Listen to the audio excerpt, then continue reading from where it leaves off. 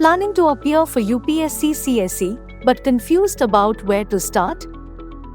Look no further. Vision IAS Delhi presents the GS Foundation Course 2025, 2026 and 2027. Avail centralized access to learning with classroom and online resources. Study material that is expert researched and thoroughly analyzed basis the UPSC exam pattern. Personal and individualized guidance every step of the way to cater to your technical and specific needs. Explore the holistic learning modules we have designed for the UPSC CSE aspirant. Batch starts 20th December, 5 p.m. and 17th November, 9 a.m. Offline come live online classes. With the right ingredients, success is yours to have. Enroll today in the Vision IAS GS Foundation Course 2025, 2026 and 2027.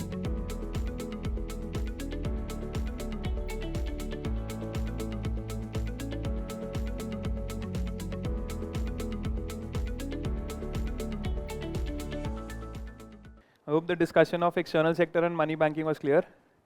We'll start with the next topic, that was fiscal policy. Now the idea of fiscal policy here is what type of questions are coming.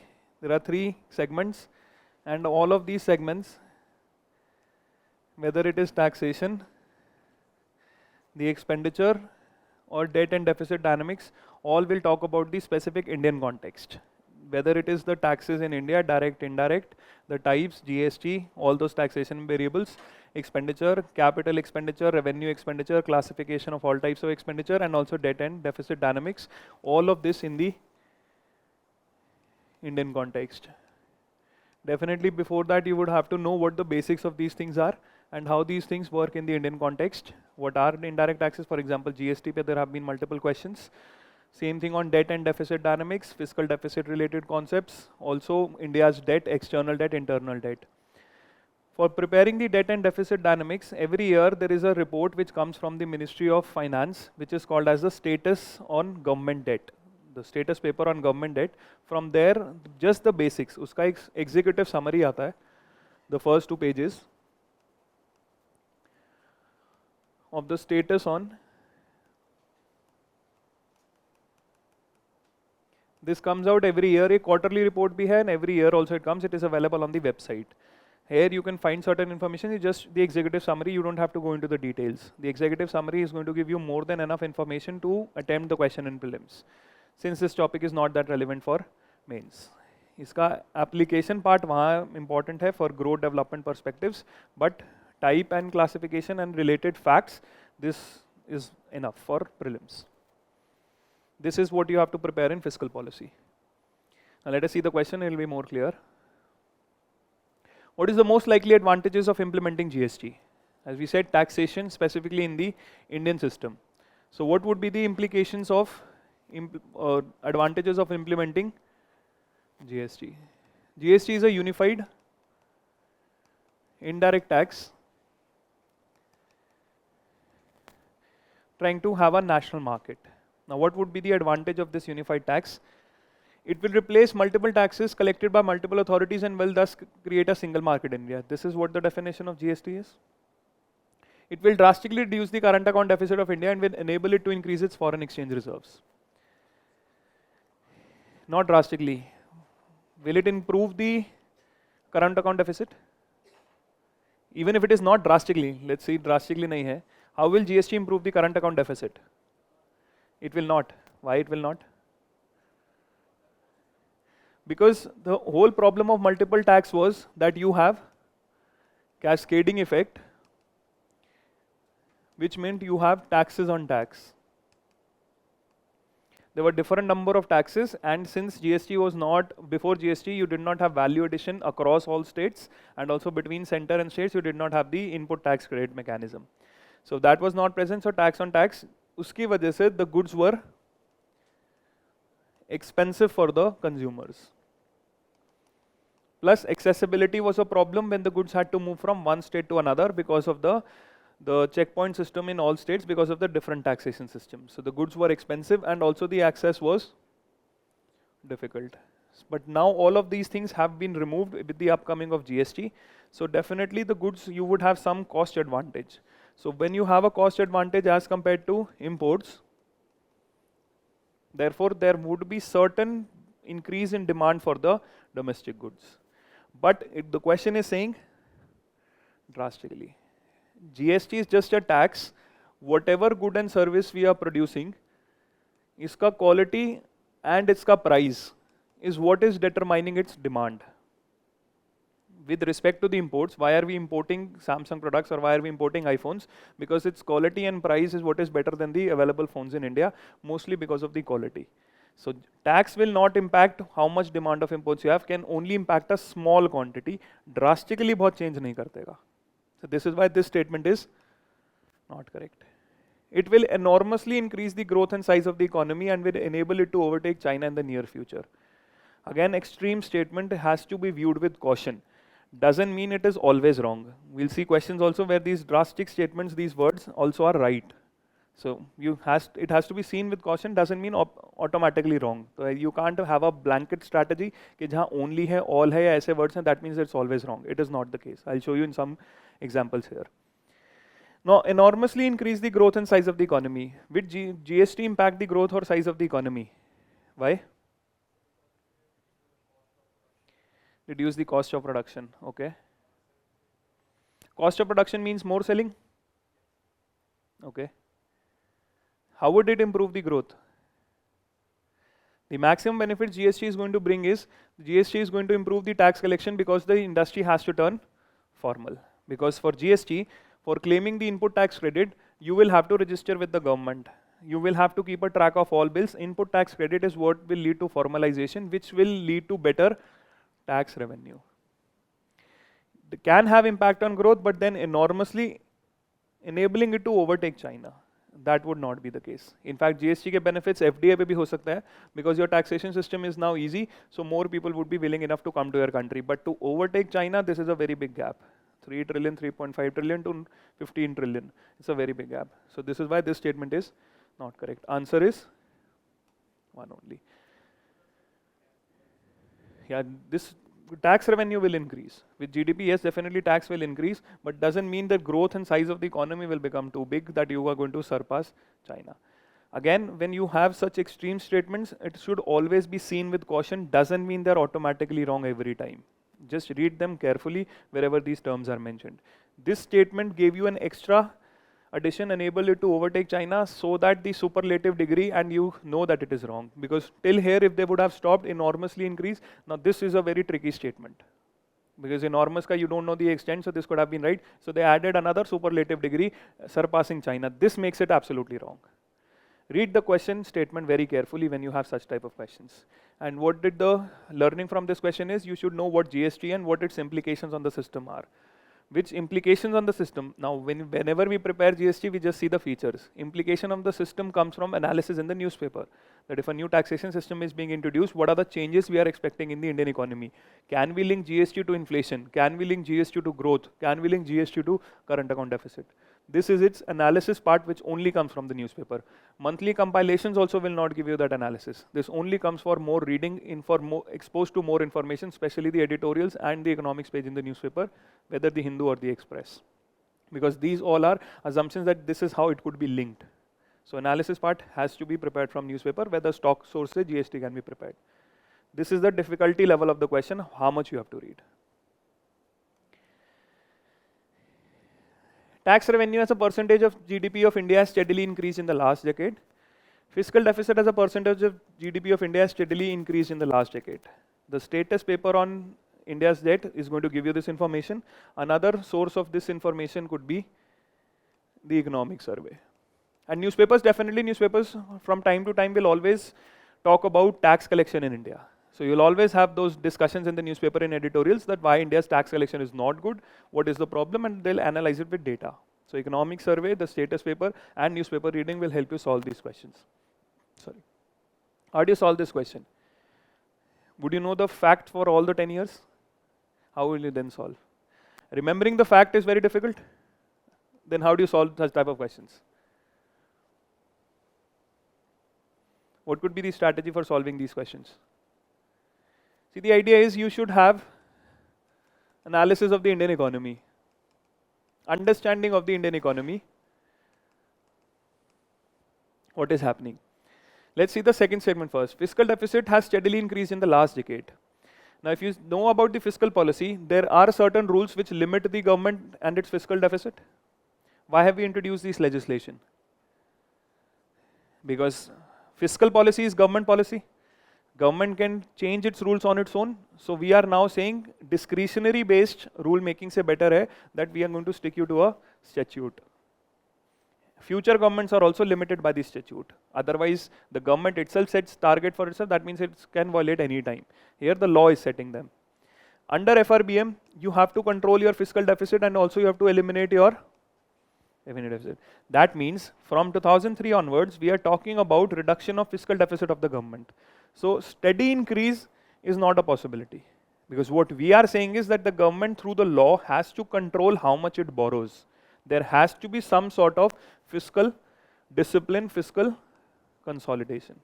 Jahan revenue deficit eliminate karna hai and fiscal deficit kam karna hai. When the rule is saying you have to reduce, can you have a steady increase there? This is not possible. Tax revenue as a percentage of GDP has steadily increased in the last decade. How will you solve this? Again, the analysis. Whenever it is talking about a time period, last decade, previous 5 years, 3 years, you can find whether there was an exception in the last decade or not. Because they are asking steady increase, plus hi ho raha har saal. So if you find an exceptional year where the performance would have gone down or there would have been anomaly figure, you can then solve the statement. For example, if this statement comes today, fiscal deficit has steadily increased. Now, if it is asked steadily decreased, if it is asking in 2023, would it steadily decrease? Why? Because pandemic mein the government had to have more borrowings. That means I found an exception, an anomaly figure, jiski wajah steady increase bhi nahi ho sakta, steady decrease bhi nahi ho sakta. So if it was falling, it then increased, then it started falling. So this anomaly helps me solve this question. Same thing, this question was asked in 2017. What could be the anomaly from 7 to 17 that tax revenue would have seen? Did we have an anomaly year from 7 to 17? 2008. 2008, we had a slowdown in our GDP. Why? Because of the global financial crisis, there was a problem in India. For a particular year, there was a problem where the GDP contracted. If the GDP growth itself is contracting, will we have a contraction in tax revenue? So tax revenue might not have steadily increased because there was an anomaly here. So whenever you have a analysis, trend analysis, try to find the anomaly here based on your broader understanding of the Indian economy. जैसे यहाँ FRBM could have helped you solve this question. Same anomaly here finding 2008 that where tax revenue would have reduced. Otherwise, reading the trends, remembering facts would be very difficult here. That is the short approach. But also you can do with the analysis. Read the survey newspapers, you will have a good idea on this. Both the statements are not correct. Answer is D. Is it clear how trend-based questions have to be solved? Broader understanding, this is why newspaper reading is a must. Again, newspaper reading. With reference to India's decision to levy an equalization tax of 6% on online the advertisement services offered by non-resident entities, which of the following statement is correct? Now, what happened in 2016 was that you have certain entities who's not registered in India, are registered in an outside country, but are gaining revenue from Indian consumers. These entities are not registered in India, but are gaining revenue from Indian consumers, and therefore we want to tax whatever service they are providing. This was referred to as a digital service tax, an equalization levy, or also referred to as the Google tax. This is the year when 2016-17 is introduced, and the same year UPSC asked the question that if you are gaining money from Indian consumers and you don't have presence in India, we are still going to tax your services. This is referred to as the digital services tax or a Google tax. Then we have also first level of service we were targeting was the advertisement services. Now we have expanded its domain in 2019 and we have also included e-commerce activities. In fact, OECD also has brought a plan. Part of it is how these type of services should be taxed, which are delivered from one jurisdiction to another jurisdiction without having a commercial presence. These people don't have a commercial presence here, but derive revenue. So how should we tax this? There is a set of globe rules which are under negotiation of OECD. It has two pillars. Pillar 1 talks about digital service tax, and pillar 2 talks about global minimum tax to prevent base erosion and profit shifting. This is covered in news extensively. First time it was started in 16 when India introduced this concept. It was introduced as a part of Income Tax Act. This was introduced as a part of the budget, that is the Finance Act. Budget has two parts. One is the appropriation bill, which is meant for expenditure, and the second is finance bill, which is meant to change taxation. It was not part of income tax, it was part of the Finance Act. Non-resident entities that offer the ad service in India can claim a tax credit. One of the features of this was that you can't claim a tax credit under double taxation avoidance agreement.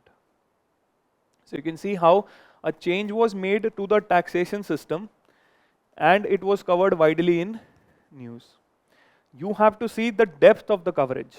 You have to know the features of what changes were made and how they were made. So just knowing that 6% tax or 2% tax was introduced is not enough. You have to completely know the features of this program. So you can see how in-depth they have asked. Taxation system change, how it was introduced, and what exactly is the feature. Both of them are incorrect. Answer is. Idea is clear what is digital service tax. Ab OECD mein what negotiation is happening? Those people who are earning revenue from other countries without having a commercial presence, unko kaise tax karna hai. So they are trying to have common rules for this. India is against this pillar because what this pillar says is if we decide the rule, your own rules have to be removed.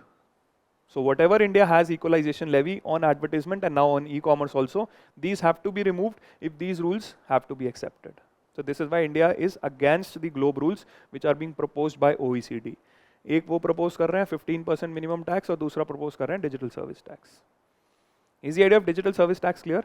Without having a commercial presence, you are gaining revenue. So whatever advertisement payments you make here, आप 6% government को tax collect करके फिर उनको पैसे दोगे. They were the ones which are going to deduct the tax, deposit to the government and then give this money. And they can't claim input tax credit here also. that they have already paid tax to the Indian government, they should not be taxed again in US. This is not present. They will not get the tax credit. This is a feature of the tax which we have introduced. No tax benefit. FRBM, fiscal consolidation. 2003, the FRBM, these two things have been asked multiple times, both in prelims and mains.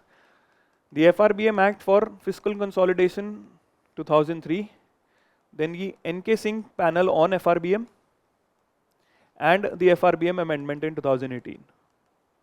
These three things along with its features are very important because it concerns with the deficit control, fiscal consolidation, fiscal discipline. Very important, all three. Features of FRBM, features recommendations of NK Singh, and also FRBM amendment. This is FRBM Review Committee report. This review committee report is nothing but the NK Singh panel on FRBM. Recommended a debt to GDP ratio of 60% for general government comprising 40 of center and 20 for state. This is true. They recommended that deficit की जगह debt target करो और 40% center की 20% states की total 60%. This is what they had given a recommendation. Central government has domestic liabilities of 21% as compared to 49% of state governments. You should know the fact, you should have a rough idea that how much debt to GDP is ratio for center and how much debt to GDP ratios of state. What is the general idea of center? It is roughly 50 to 60%. And for states, 20 to 25, sometimes also goes up. So this is the general idea. Again, status on the debt paper is going to give you all information. Economic survey also.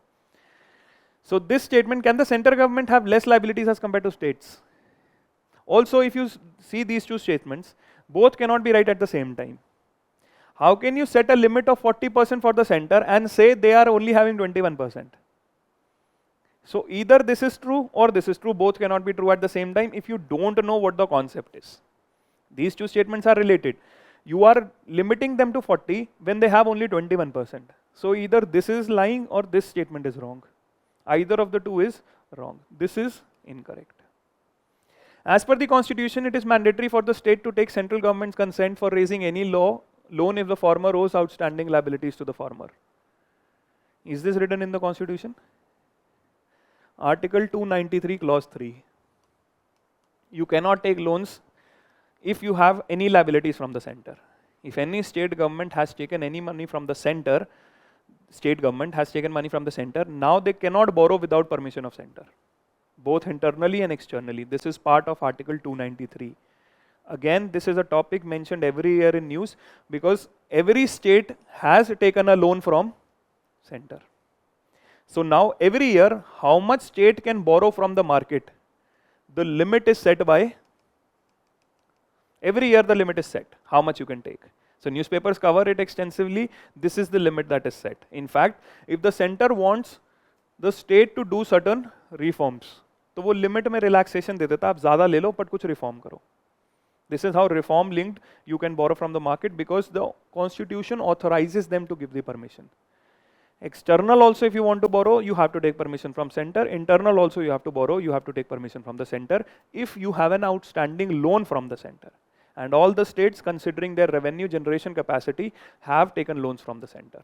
Every state has loans from the center, so they have to take permissions. So state center limit set karta hai. This is written in the constitution. So basics about the fiscal consolidation and the dynamics between center and states. Answer would be 1 and 3. Is it clear? Fiscal policy, mostly how it operates in the country. What is fiscal deficit and how exactly it is maintained in the country? FRBM, NK Singh and FRBM amendment in 2018. All of them are linked. And you'll find a lot of mention of these terms in the newspaper also. Again, basics on debt and deficit dynamics. Reserve Bank of India manages and services Government of India securities but not state government. RBI has different functions. One of the functions is that RBI is the debt manager of government, both center and state. Where is this function mentioned? Is it mentioned somewhere? All of this is mentioned under RBI Act, but it only talks about debt manager of center. For managing the debt of the states, the RBI has signed various type of agreements with the state governments. So it is managing both debt of center and state, center through the RBI Act, state through the various agreements signed with them. So this is not correct. It manages the securities of state government also. State government securities are your state development loans. Again, status paper gives you a complete idea. Center government kya hai, state government kya hai. That one PDF will solve most of the question on fiscal policy. It first explains all the terms, then will give you the data on all of the terms. This is why that one report PDF comes every quarter also, can explain everything of the debt dynamics of the government. कौन कहाँ से borrow करता है, कौन से components हैं. It explains the components first and then gives you the data. So it's a very good source for preparing fiscal policy. Treasury bills are issued by the government of India and there are no treasury bills issued by the state governments. What are treasury bills? Treasury bills are short-term securities that is issued up to 1 year. Maturity period treasury bills का होता है 91 days and it is available only to the central government. It is not available to the state government. Again, how do you know these type of information? Status paper mein, when you see the center government ka debt profile and you see state government ka debt profile, you'll only find the mention of the term state development loans. You'll not find the mention of treasury bills. Treasury bills will only be found, treasury bills and cash management bills. Short term security instruments दोनों सिर्फ center government का component होगा, state का नहीं होगा. This is how that status paper solving questions. Otherwise, this fact is very less known. Treasury bills are issued at a discount from the par value. This is simple information. Treasury bills are not offering any interest rate, but they are issued at a discount and redeemed at the face value. They are zero coupon securities issued at a discount and redeemed at the face value. This statement is correct.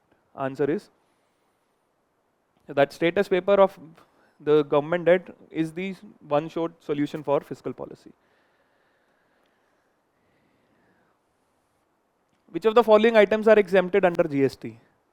Again, newspaper related features of GST. Cereal grains hulled, chicken kegs cooked, fish processed and canned, newspapers containing. Fresh agriculture produce has been exempted. So 1, 2 has been exempted. Since this fish is processed, it has GST. Newspapers. This is general information, it change hota rehta hai and all the information comes in the newspaper on this. The answer here would be 1, 2 and 4. General idea about GST. Again, status paper. Most of India's external debt is owed by government entities. Has Indian government taken most of the outside debt? Yes or no? This is the smallest component. Maximum has been taken by corporates. External commercial borrowing is the maximum. Indian government only takes from multilateral sources or takes from bilateral sources. Indian government till date has not issued a single security in dollars. This has not been issued outside. So government doesn't take a lot of debt from outside. It's mostly the corporates. Corporates and also trade credit. Exporter importers take a lot of loans. It is not the government. Again, information from that status paper. All of India's external debt is denominated in US dollars. Keyword is all. Highest denominated is US dollars. Then you have rupee at the second.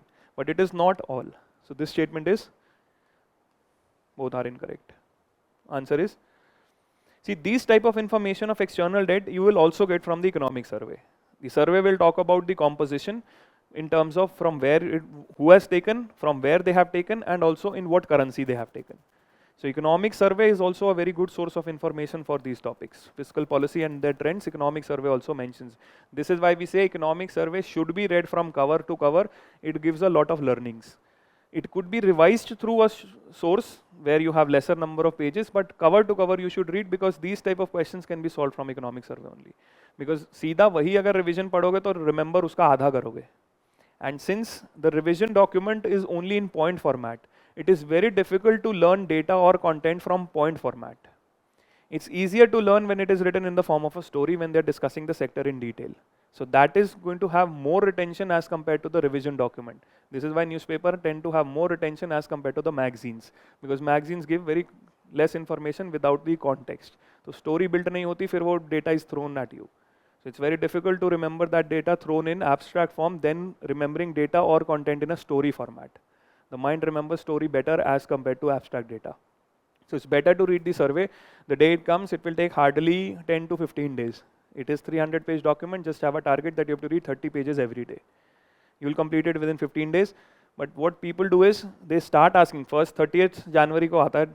This for the first 15 days they'll keep on asking पढ़ना है कि नहीं पढ़ना है. क्या पढ़ना है? Chapter mark कर दो. 2 चीजें बता दो क्या पढ़ना है. See, this is not how you will be able to solve this paper. You have to read it cover to cover. There is no alternative. You ask the number of this question number of times, the answer is not going to change. The thing is, you keep on asking. ये लगता है कि सामने वाला बोल ही दे के नहीं पढ़ो. But then you face a problem in the paper. You will not be able to solve these type of questions. Survey is a very important document. Gives a lot of information. Which survey ka best part is that it is not just giving information for solving these, but it also improves your knowledge that even if you don't know the right answer, you have information which will help you get to the right answer. जो learning है survey and newspaper से, it is improving your level of understanding so that even if you don't know the right answer as per the facts, you would have some sort of understanding that you will be able to solve the question. So solving technique, because 30 to 35 questions come very direct. The next 30 questions is what is based on how much you are well read. What is your analytical ability? And that is where your selection will matter. The 35, how much you got wrong, and next 35, how with your informed learning, how you can solve those questions, because direct questions will not happen. Rote learning based exam nahi hai. So those will come on understanding. That is dependent on how well you are reading stuff. It is not dependent on how well you can memorize certain things given to you. That is not the exam anymore. Along with the budget, the finance minister also places other documents before the parliament which include macroeconomic framework statement. The aforesaid document is presented because this is mandated by? Any idea mandated by? Same concept yet again asked. When the FRBM was introduced, the FRBM said you have to reduce your deficits. How do we know we are reducing your deficits? You have to present a medium term fiscal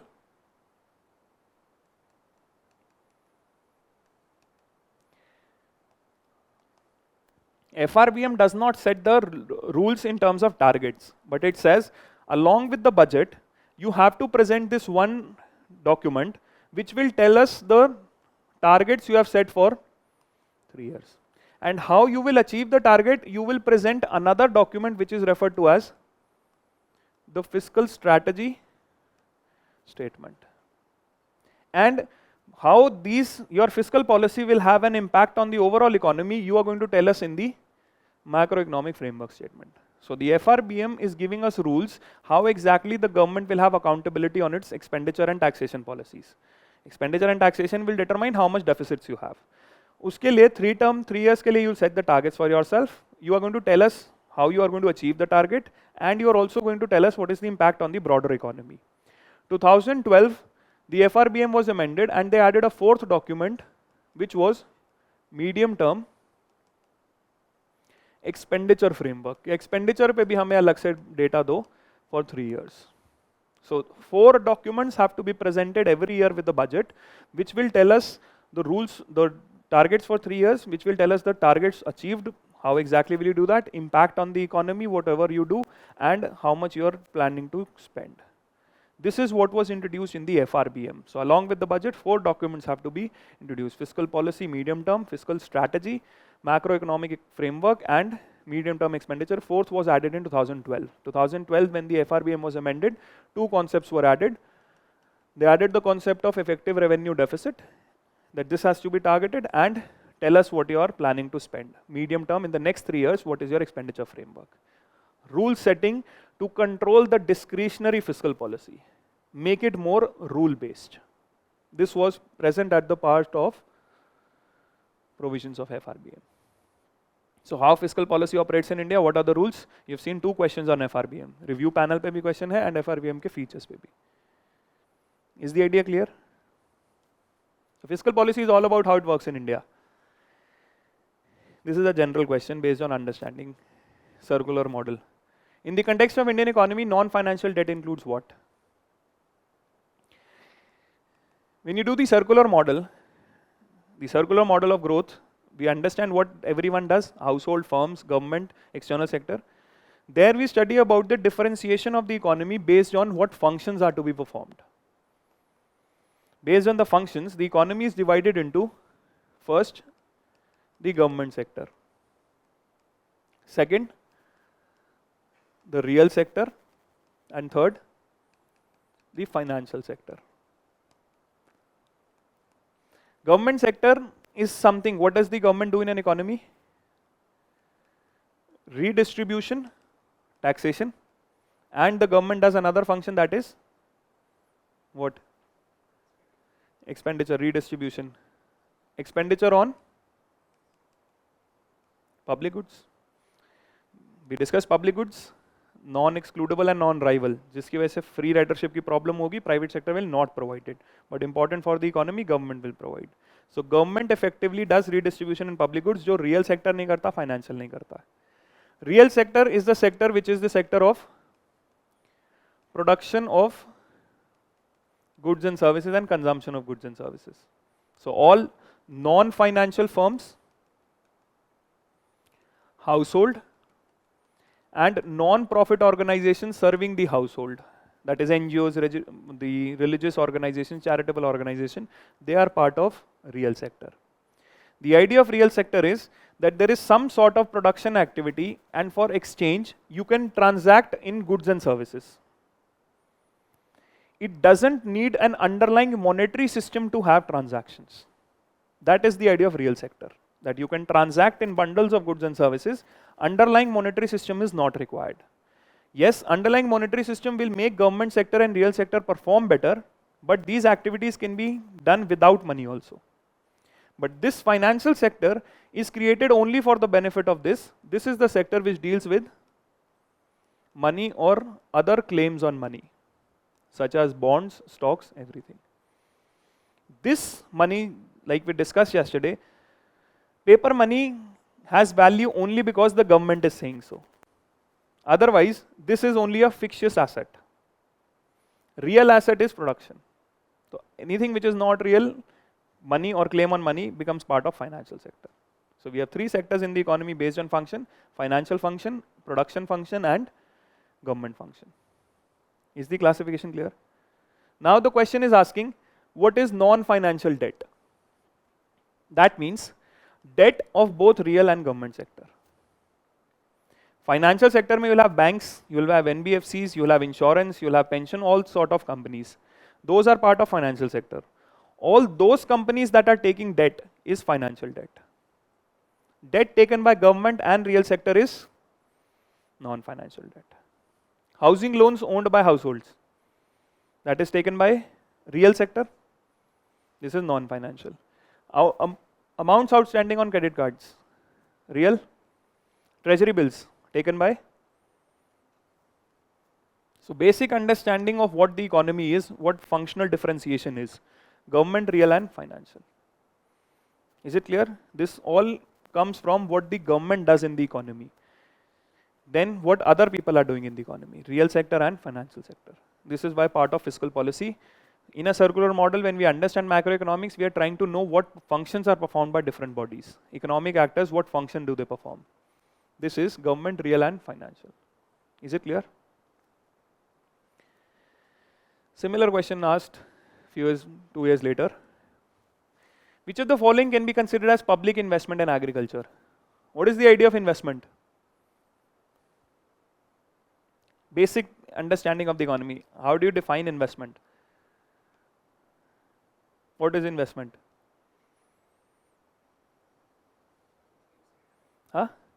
Investment is addition of capital goods. Capital expenditure, investment is formation of capital, that is addition to capital goods. And why we are saying capital goods or capital expenditure? Because investment builds capital goods, which are asset, which gives us future gain.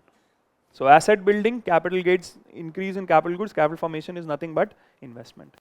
Public investment would mean creation of assets by government. So the idea of investment is creation of asset. Creation of asset which is giving future gain. So capital good addition. The definition, what is the definition of capital good? Capital goods are something which are used in production and do not get consumed within the process. Consumer goods get consumed. Capital goods used in production and do not get consumed. These are producer This is why asset used in production and are not consumed. This is why future gain. Now, government creation of asset or capital good generation. Fixing MSP for agriculture produce. Is there any asset generation here?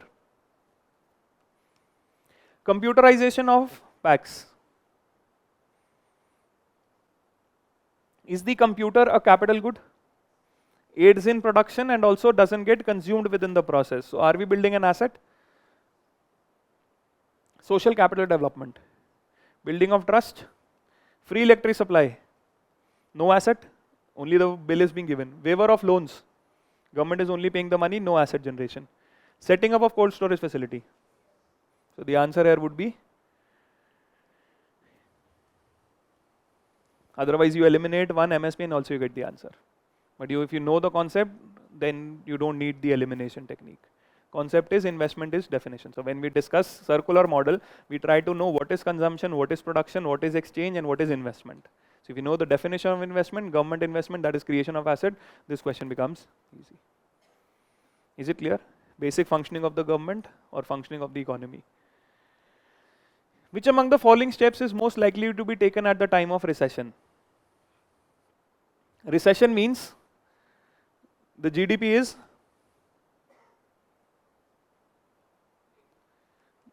falling, negative growth rate, output is falling, negative growth rate for 2 consecutive quarters is what is termed as technical recession. 2 quarters tak negative growth rate, that is GDP, output is falling. GDP comes from consumption. Now we have to analyze these factors, how do we improve them? Then only you will have increase in GDP.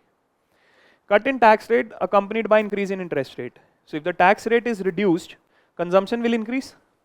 But we are also increasing interest rate. If the interest rate is more, will the households borrow? So you can have less borrowing. Will the private firms borrow? So this is definitely we don't want. So this is incorrect. Increase in expenditure on public projects. If there is an increase in expenditure, the government expenditure increases. This means increase in GDP. Definitely this is correct. Increase in tax rates accompanied by reduction of interest rate. Opposite. Both are doing the opposite. Reduction of expenditure. Is this clear? GDP comes from these 4 players. Government increasing the expenditure, recession say out. During the pandemic, these 2 were not working, the government increased the expenditure. And how did the government increase the expenditure? We had expansion of fiscal deficit. From where will the government find the extra money? They will have to borrow. So the trend related question, how you read the newspaper, your analysis becomes better. This is easy to solve. Indian government bond yields are influenced by which of the following? What is the idea of bond yield?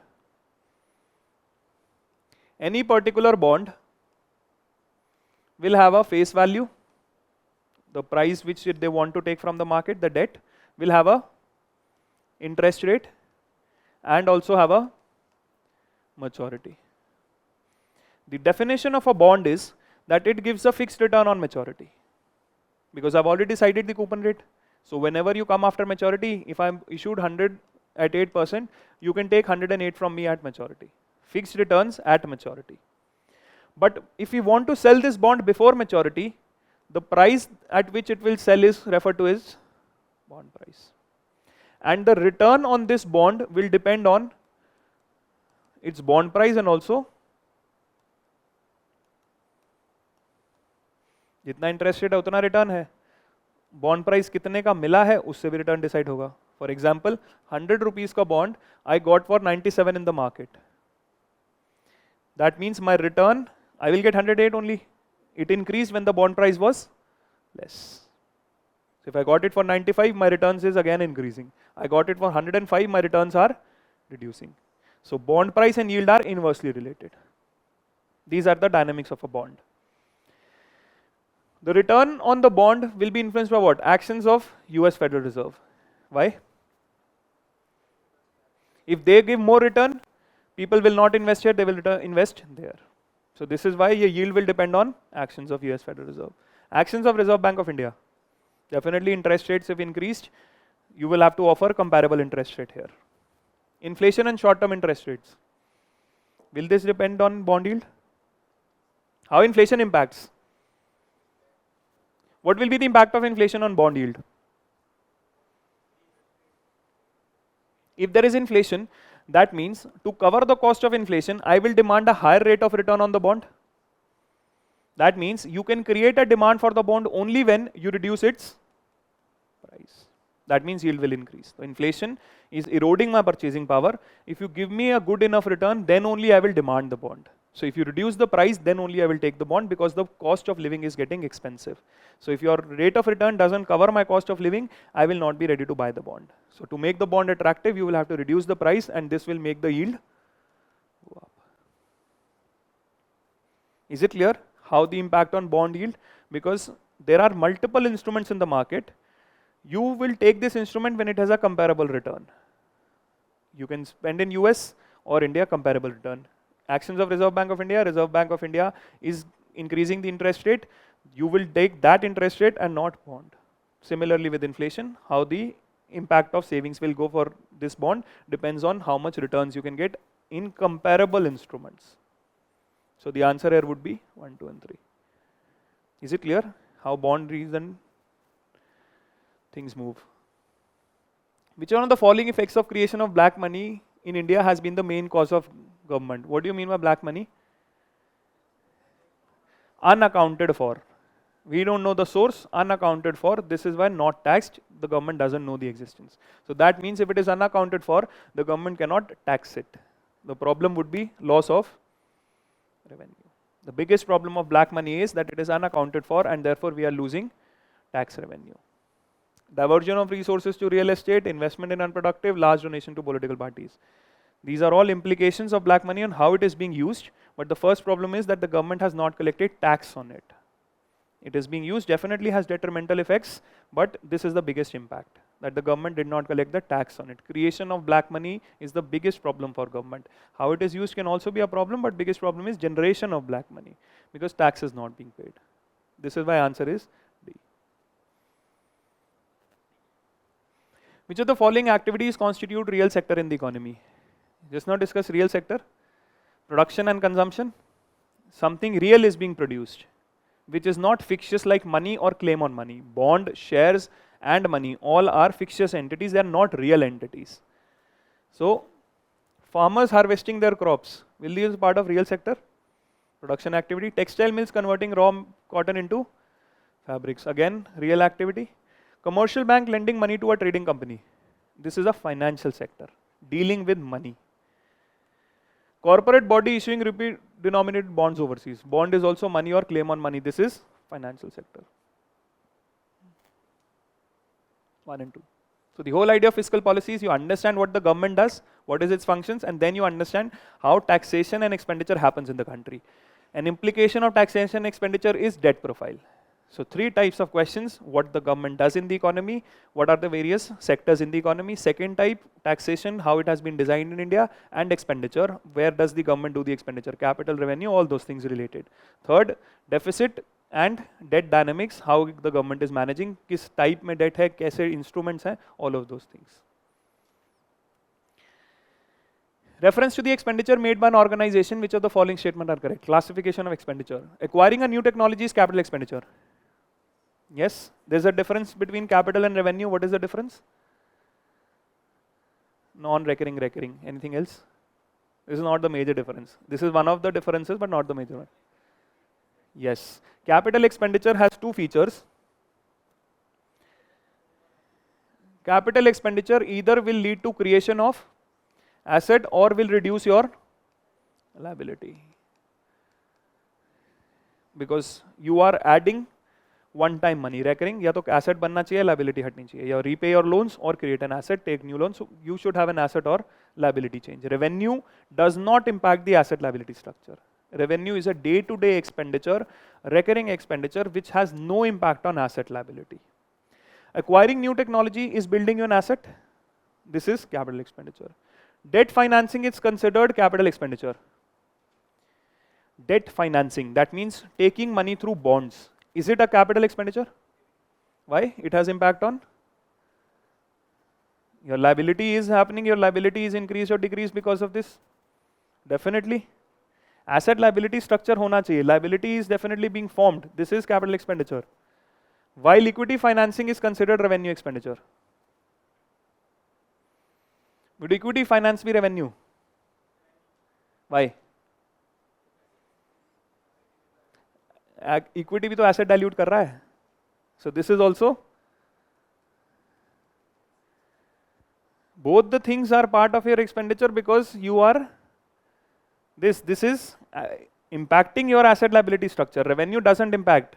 So when you are raising through bond, liability increases, and when you are raising through this, it is equity. Both of them are not expenditure, they are actually capital receipts, because in दोनों से incoming of money हो रहा है. Capital का is asset creation or liability generation, this is capital expenditure. Capital receipt is when you receive money by diluting an asset or by creating a liability. So it's not an expenditure, it's a receipt. Receipt is incoming, expenditure is outgoing. But asset liability impact होना चाहिए. Is it clear? Why it is a revenue or a capital receipt, not a revenue expenditure? Is it clear? Because you are diluting your asset. Ownership over the asset has been diluted. Equity means selling the decision making power, selling the shares. You are diluting the asset. Is it clear? And both are not expenditure, they are receipts. This is incorrect. Answer here would be 1. Is it clear? Expenditure creates asset, dilutes liability, receipts reduces asset or generates liability. Because receipt means incoming money, expenditure means outgoing money. With reference to the Indian economy, consider the following statements. The share of household financial saving goes towards government borrowings. The whole idea of financial sector is what? There are certain people who are savers in the economy and certain people who need investment. Who are the maximum amount of savers in the economy? Household. And who wants the money? Firms and government. If will borrow, will take the household saving only. यही concept है crowding out का. They take more, they get less. This is correct. Dated securities issued at market related rates in auctions form a large component of internal debt. Maximum amount they take in the form of dated securities only. Again, the status paper on government debt, the first information they talk about is this only. Kitna treasury bills hai, kitna dated securities hai. And mostly you'll find market related auctions में dated securities. Both are correct. Another important topic both for prelims and mains. Yesterday itself, yesterday or day before, the terms of reference have been given to 16th Finance Commission. Both prelims and mains, whenever there is any Finance Commission related development, there has been a question in prelims. 14th, 15th terms of reference pe bhi, 15th Finance Commission pe you had a question in mains also. So Finance Commission, the idea, what is the idea of Finance Commission? Devolution. Why devolution? What is the reason for devolution?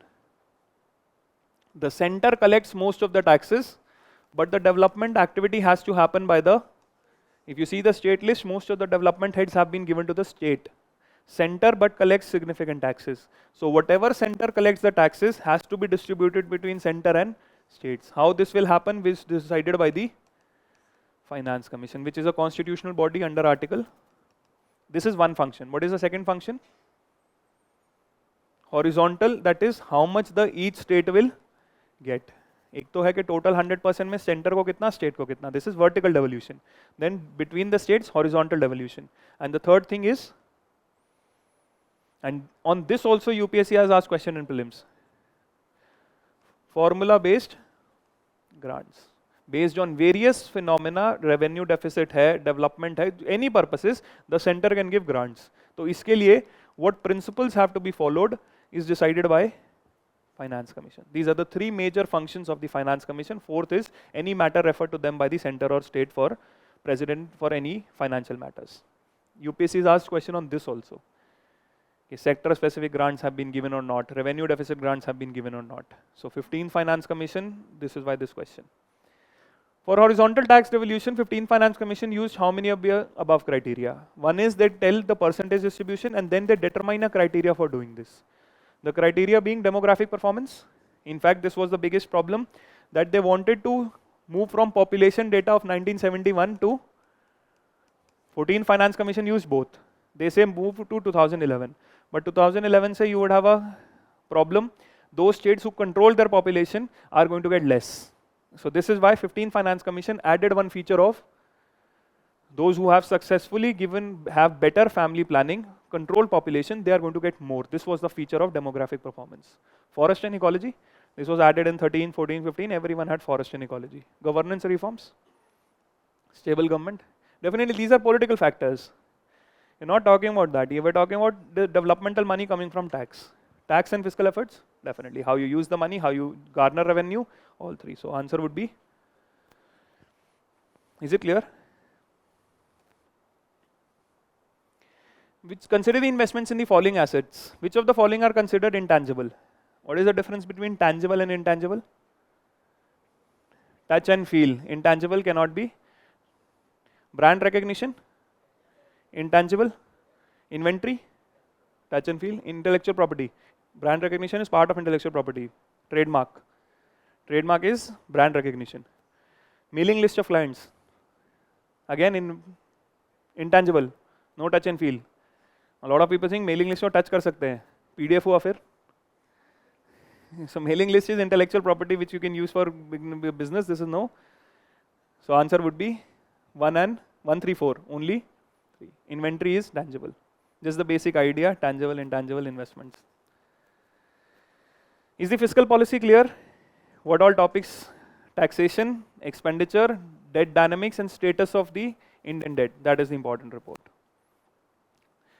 Indian economy, sector-wise.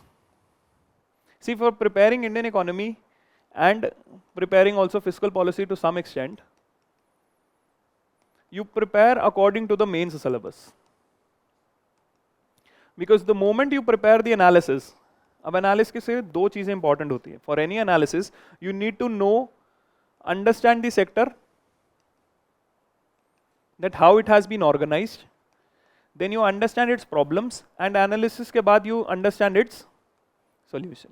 So whenever you're preparing the mains topic, which have been given topic wise, growth हो गया, inclusive growth, agriculture topics, industry policy, investment infrastructure, you will first understand the sector, how it has been organized, agriculture mein how much employment, what are the policies being followed. You will understand its positives and problems, and then the solutions. इसी पे you are going to get questions on in prelims. So if you prepare the topic first hand, this half of the paper gets prepared with that itself. Along with information from the newspaper, this is how you'll prepare this part of the paper. The first part, that was mostly macroeconomics, requires understanding of the economy.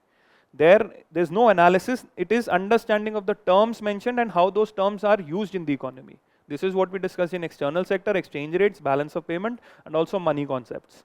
Now these concepts would mean what exactly how the sector in India has been organized, analysis and this. So prepare the mains topic, this prelims will be prepared alongside. I'll show you how there's a very big overlap between mains and prelims here. You have to prepare according to the mains topics. Plus certain additional preparation also has to be done specifically in industry. Because industry mein there are different sectors, for example e-commerce policy, for example measurement of employment. So you will have to know, again comes from understanding the sector.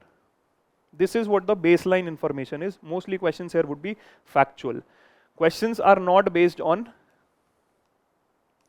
understanding concept related questions नहीं है यहाँ पे. यहाँ पे mostly questions are on knowing the information. They are information based, fact related. So half of the paper is conceptual, half of the paper is information based. Whether you know how the sector has been organized, its analysis and its solutions. Why talking solutions so much? Because your policy programs and institutions, they are part of solution. And we'll find in agriculture most of the times the question is on solution. So prepare it comprehensively. This is mostly an information fact based part. This is the conceptual part till now what we have discussed. There you need understanding, you don't need a lot of revision. Here you need a lot of revision because you will keep on forgetting things. And questions also are becoming very specific. Now first, performance of Indian economy after 47 liberalization was one important economic reform. One of your topics in mains is liberalization reforms and its impact on the Indian economy. Share of agriculture in GDP increased enormously. If you study about the reforms, agriculture was not touched. No impact on agriculture. Share of India's exports in world trade increased. Yes. FDIs, not services, goods also.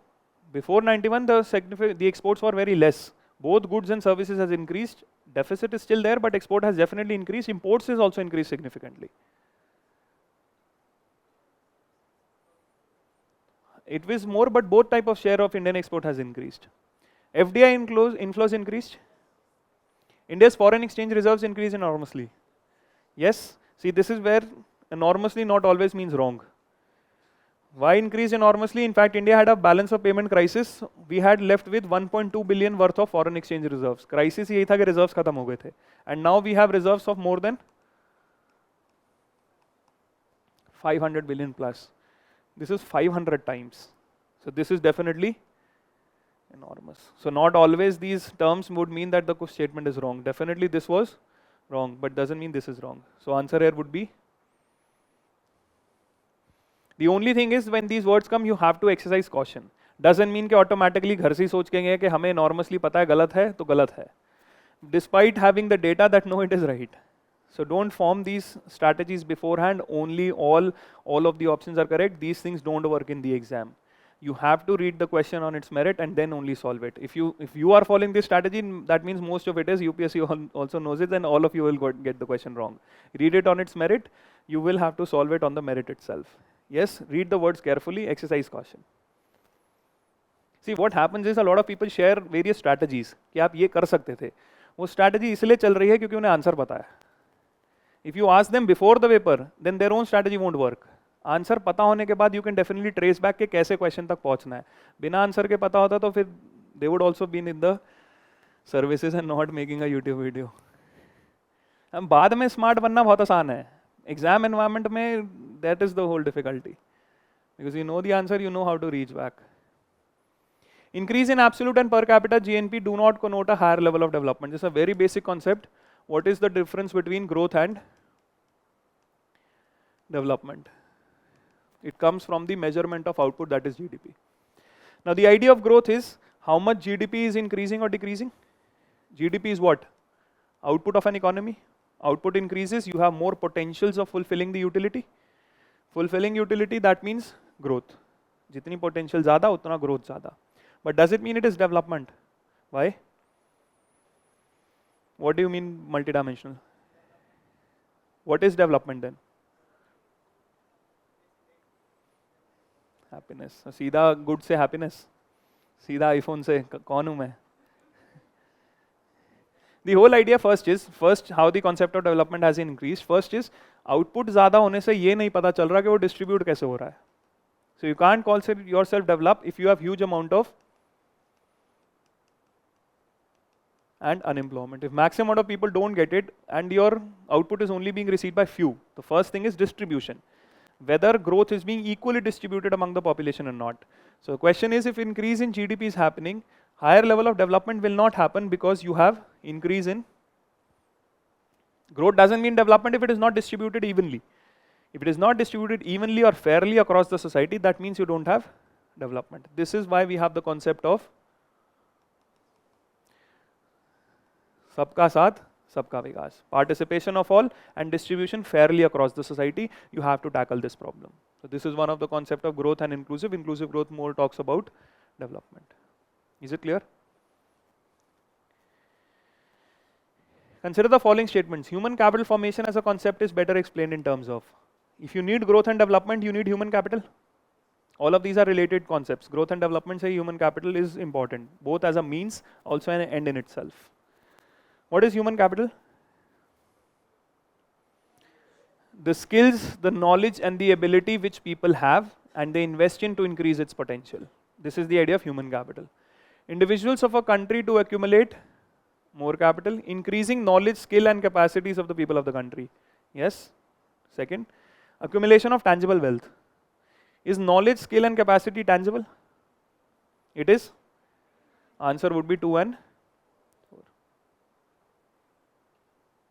Despite high saving economy, capital formation may not result in increasing output. Again related to growth and development. Development या growth के लिए investment चाहिए.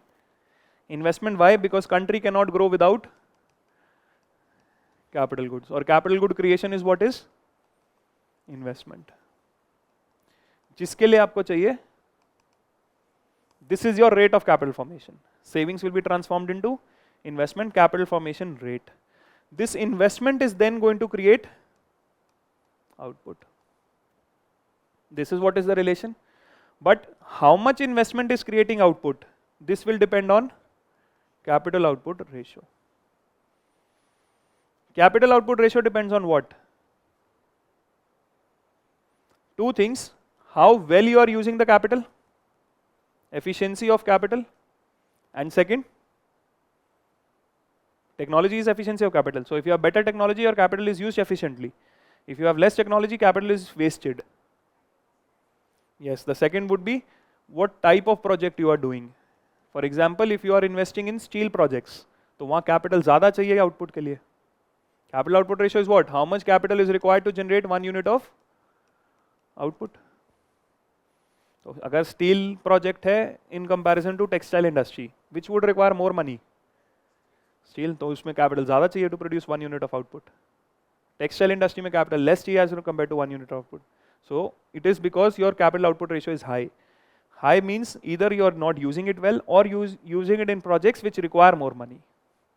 So high saving economy, capital formation does not result in increase in output due to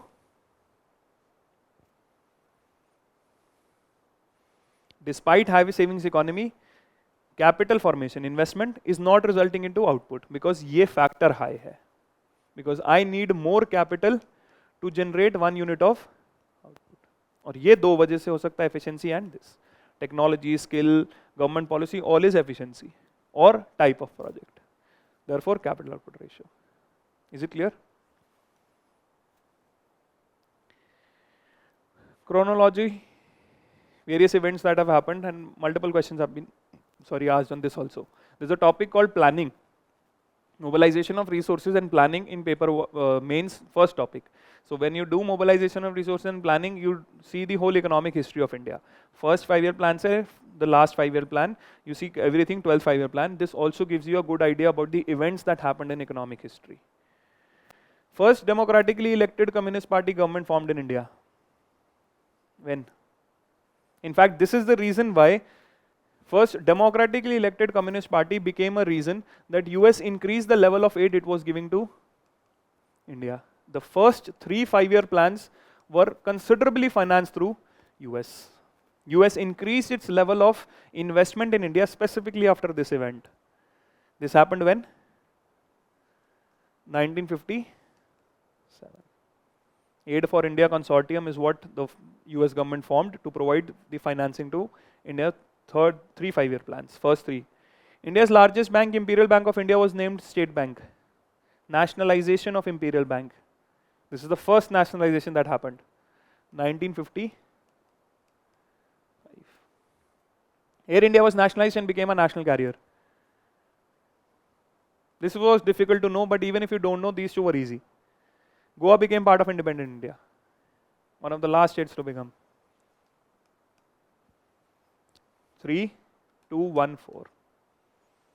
Even if you don't know this, these two can help. 2 और 1 आ गए, यहाँ पे 2 options में ही है. Then you have to know 3 happened first or 4 happened first. So if you have Air India and Goa, this would be easy to solve. 2 before 1 is coming only in 2 options. So this, if you know these two options are left, and the answer is it clear? Basic idea about planning, these questions will be very easy. Poverty estimation in India. In a given year, if the official poverty lines are higher in some states than in others, why this would happen? How is poverty determined in India? Determination or estimation of poverty in India. How do we determine poverty? Based on expenditure. The whole idea is Planning Commission, now Niti Aayog will set a committee, or committee will design a basket of goods and services which are considered essential. This is first poverty के लिए we have to know what essentials are required for dignified living. इस basket पे how much you are spending. This gives me a minimum expenditure which I call as poverty line. So I decide a committee tells me the basket and tells me how much minimum consumption expenditure should be. That consumption expenditure becomes my poverty line. Anyone spending less than this becomes poor, which is called as your head count ratio. number of people as a percentage of total population. Basket पे कितना minimum expenditure होना चाहिए? This is estimation of poverty in India. Time to time we have created various committees to design this basket. Which was the first official effort to design the poverty line basket? Which committee? 1979, the YK Alag committee, Yoginder Alag committee. Second, and second committee से question है ये. 1993, the DT Lakdawala committee. Then came Tendulkar and then Rangarajan. We now are using Tendulkar only. Lakdawala committee, what it said was continued with the methodology of Alag, but said every state should have a separate poverty line. This was the recommendation. So you have to understand estimation of poverty in different committees, then only you will be able to solve this question. Lakdawala said same methodology of Alag, but every state should have a separate poverty line. Why? Because he said इस basket का जो expenditure है हर state में different है. Because India did not have a unified taxation system, price of every good. India does not have a unified market. 93 में we did not have GST. So price of every good is different in different states. So basket same रह सकती है, but expenditure her state में अलग है because prices are different. So states should have separate poverty lines. Official poverty lines in higher in some state and others because of the whole idea of giving state specific poverty line was because poverty or prices are different. So in prices हर जगह अलग होंगे. India does not have a national unified market in a lot of goods. Agriculture में अभी भी it is distorted. GST के बाद भी there is a lot of distortions. So that means state has different prices. Same product is available at different prices in different states. जिसकी वजह से आपका price poverty line का अलग होना चाहिए. Is it clear? So estimation of poverty, how it is done, related concept, the question has been asked. With reference to India's 5-year plan, this is why economic history is important.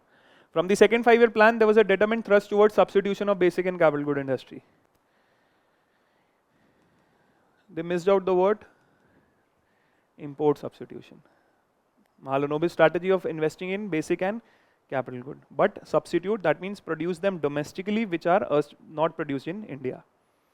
Fourth 5-year plan adopted objective of correcting the earlier trend of increased concentration of wealth and economic power. Fourth 5-year plan ka time period is, first 5-year plan is 51 to 56. Second is 56 to 61. Third is 61 to 66. Fourth, fourth 69 to 74. 66 to 69 में 3 plan holidays, annual plans. So it was 1969 to 1969 is also known for one important event that happened in Indian economic history.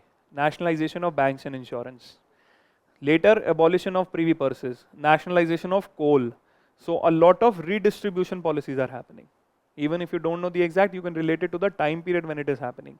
So correcting the trend of increasing concentration of wealth and economic power. Nationalization of bank was to hit this concentration of wealth, because those people who were owning the banks were the ones who were owning the industries also. So there was a feature of connected lending.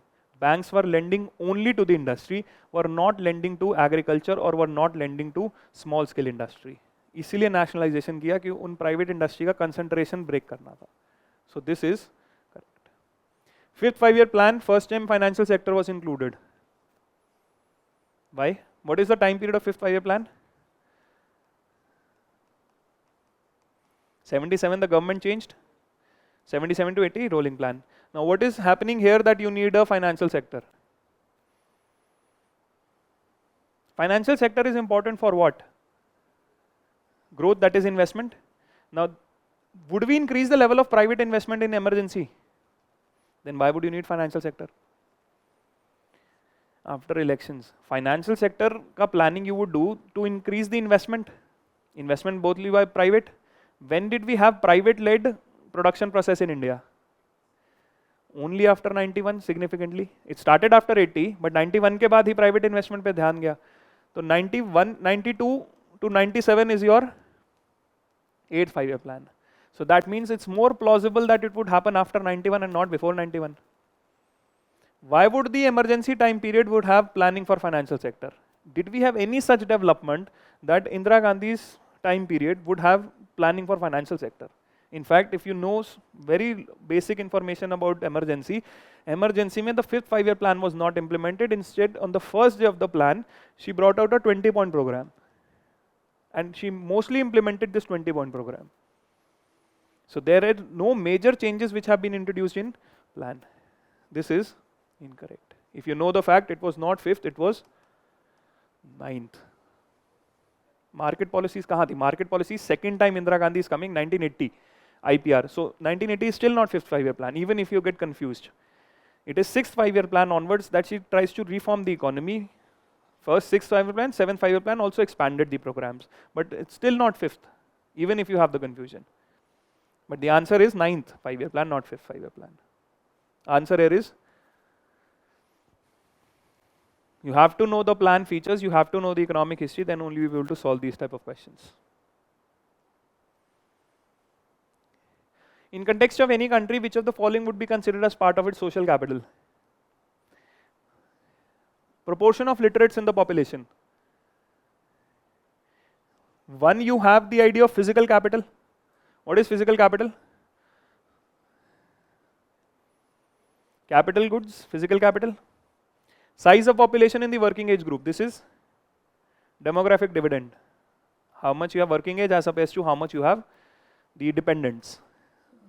0 to 15 to 59 and 59 plus जितने साल भी जी जाए ये dependent है और 0 to 15 वाले भी dependent है 15 to 59 वाले working age है यहाँ पे ज़्यादा लोग हैं as compared to dependent. This is referred to as a demographic dividend. Otherwise size of population in working age group is just your demography, how they are distributed across age. Proportion of literates in the population. Literacy would be considered an important factor of what? Human capital. So the remaining thing is mutual trust and harmony in the society. This is social capital. Physical capital is this. This can be one of the representative of human capital. Human capital is the knowledge, skill and abilities, aptitude. These three things which people invest in reach their potential. One part could be literacy. Stock, physical, this is social. Is it clear? Again, important for growth and development. All of the three are required. If there is no trust, nobody is going to do business with each other. With reference to the Indian economy after 91 liberalization, consider the following statements. Worker productivity increased in urban areas while it decreased in rural areas. Now this is a bouncer question which you can skip, because this is asking too much of detail based on Niti Aayog's report on what the labor force changes have happened in the economy after 91. Every year Niti Aayog tries to do research on labor dynamics in the country. 2017 they produced a report out of which these four features are asked. These features can only be done if you know the facts, because if you see the statements, they are very difficult, cannot be solved with the basic understanding of economy. Worker productivity increased in urban areas while it decreased in rural areas. Without information, fact, you cannot solve this. Percentage share of rural areas in the workforce steadily increased. Rural areas, growth in non-farm economy increased, growth rate in rural employment decreased. So these type of bouncer questions should not change your preparation strategy. This is just one-off question giving some sort of difficulty level to the paper. These questions should not be attempted because you will not be able to solve. Facts is something if you know the report. But if we see the trend of the questions, this is just one-off question. Resting is in trend. This is not. Answer is 3 and 4. Answer के बाद I can tell you a lot of logics. Before you cannot have, because answer के बाद you can say migration हुआ है, migration की वजह से growth in non-farmer economy, agriculture कम हो गया, जिसकी वजह से percentage workforce steadily did not increase, decrease because people move from rural to urban. But this only when you know the answer. Otherwise you cannot know because you see the 91 के बाद से पूछ रहा है. So if you see the time period when it is asking from 91, the question appeared in 2018. So the time period for which it is asking is more than 20 years. So you can't have generalizations. It's best to quit this answer, not attempt. Answer here is 3 and 4. But this is just one-off question. Just like we have one-off questions in external sector, same one-off. 16 में से एक नहीं भी होगा, it's okay. This is important. This is an important concept, NRLM and all. Self-help group was originally initiated by State Bank of India providing microcredit to financially deprived. This is part of the poverty alleviation schemes. How have the poverty alleviation schemes evolved in independent history? What was the first major poverty alleviation scheme? How they have evolved? The first 3 5-year plan said poverty alleviation के लिए कोई scheme नहीं चाहिए होगा, growth से ही हो जाएगा. State will do growth, it will trickle down to the people, you won't need any scheme, and certain form of land reforms which we are going to do which will tackle poverty. This was the first 3 5-year plans, 1951 to 1966. 1969 to 77, this is the time period when we are talking about fourth 5-year plan, redistribution, land reforms, redistribution through prevention, concentration of wealth, nationalization of banks and all. Fifth 5-year plan introduced one policy, one program which was your minimum needs program. This was your, that government needs to provide for the basic needs. So first approach is growth, second approach is redistribution, third approach is providing basic needs. Sixth 5-year plan introduces an approach which talks about providing wage employment and providing self-employment. People can work on their own.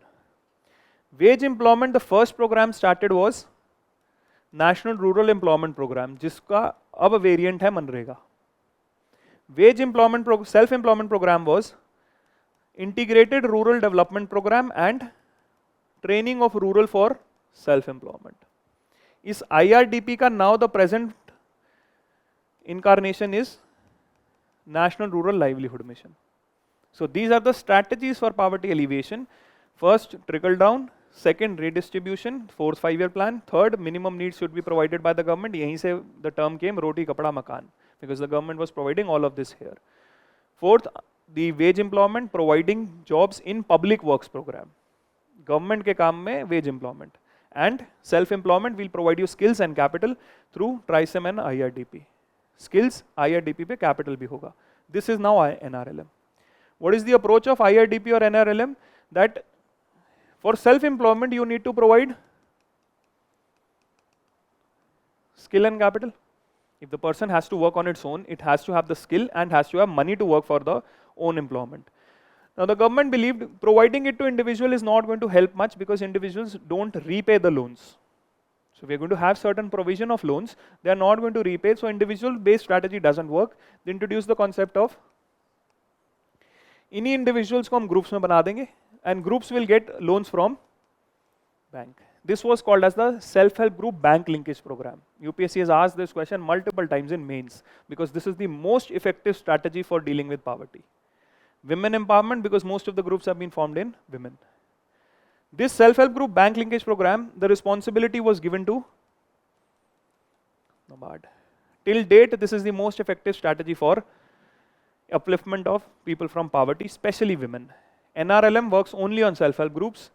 Similar has been introduced in urban areas, the NULM, National Urban Livelihood Mission, that also tries to use the concept of self-help group. Bring the people into groups, link them to banks and provide them a loan which will enable them to do an economic activity. And why groups are better than individuals? Because peer pressure is going to have better repayment rates. Because liability यहाँ group की है loan की. So peer pressure is going to have more repayments as compared to individuals. This is why this venture is going to be more sustainable. This is why effective in poverty alleviation. And NABARD played a very critical role that it linked the banks to the groups. RRBs, scheduled commercial banks, cooperative banks, NABARD helped them provide loans to them. This was the idea of self-help group, how poverty alleviation schemes have evolved in the country. Was originated by State Bank of India. It was originated by NABARD. All members take responsibility for a loan that an individual member takes. This was the whole idea. Self-help group का idea यही है कि collective responsibility, not individual. This is why your repayment rates are very high. This is why Muhammad Yunus got the Nobel Prize in Economics, because he devised this concept.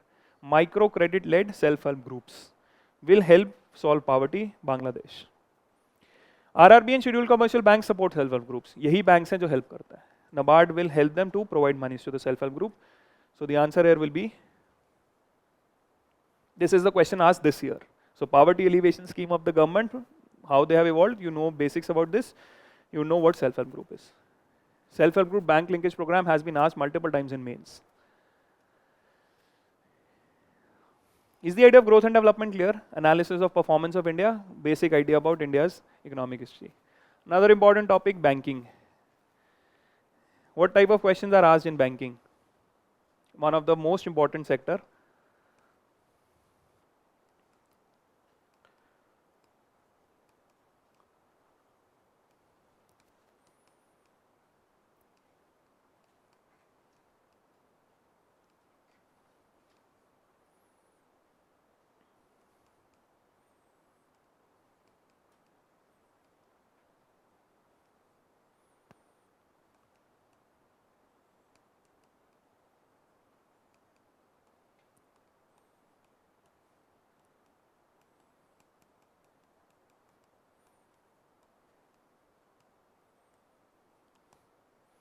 The type of the banks in India, regulatory norms with respect to banking in India, what are the rules with respect to different banks, and regulatory norms also include the idea of the Basel norms, payment and settlement systems, and also recent developments in the banking sector, whatever has happened in the last 1 to 2, 3 years. NPA problem पे there were multiple questions, 17 to 21, multiple questions on the NPA problem. कोई भी related NPA problem से issue था, वो question came in the paper. These are the 4 major dimensions of banking.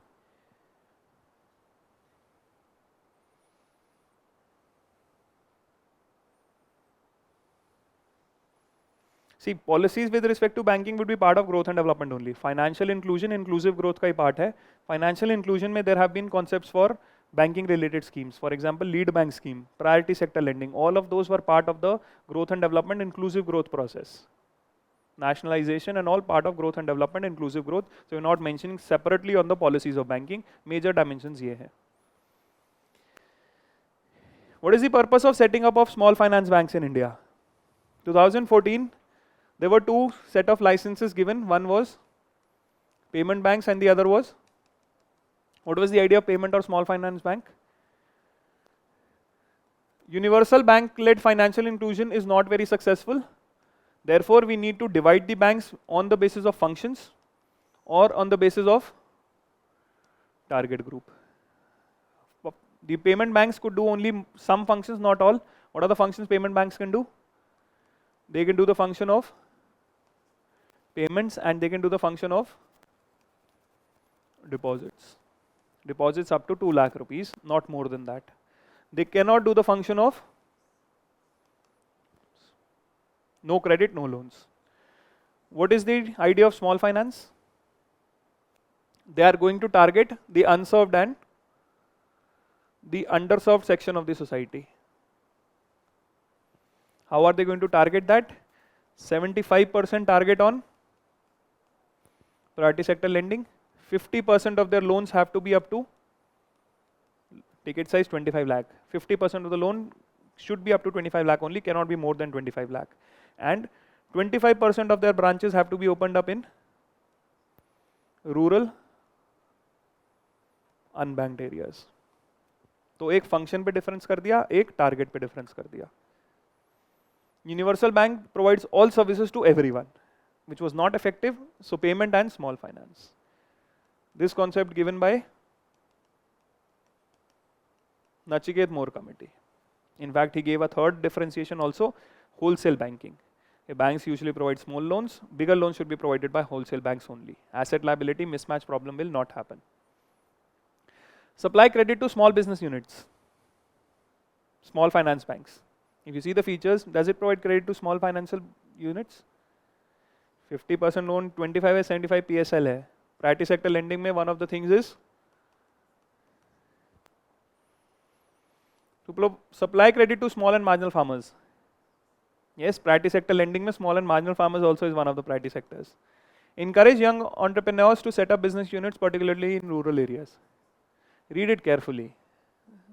This is why UPSC is different from other exams. Flow में लग रहा है यही होगा.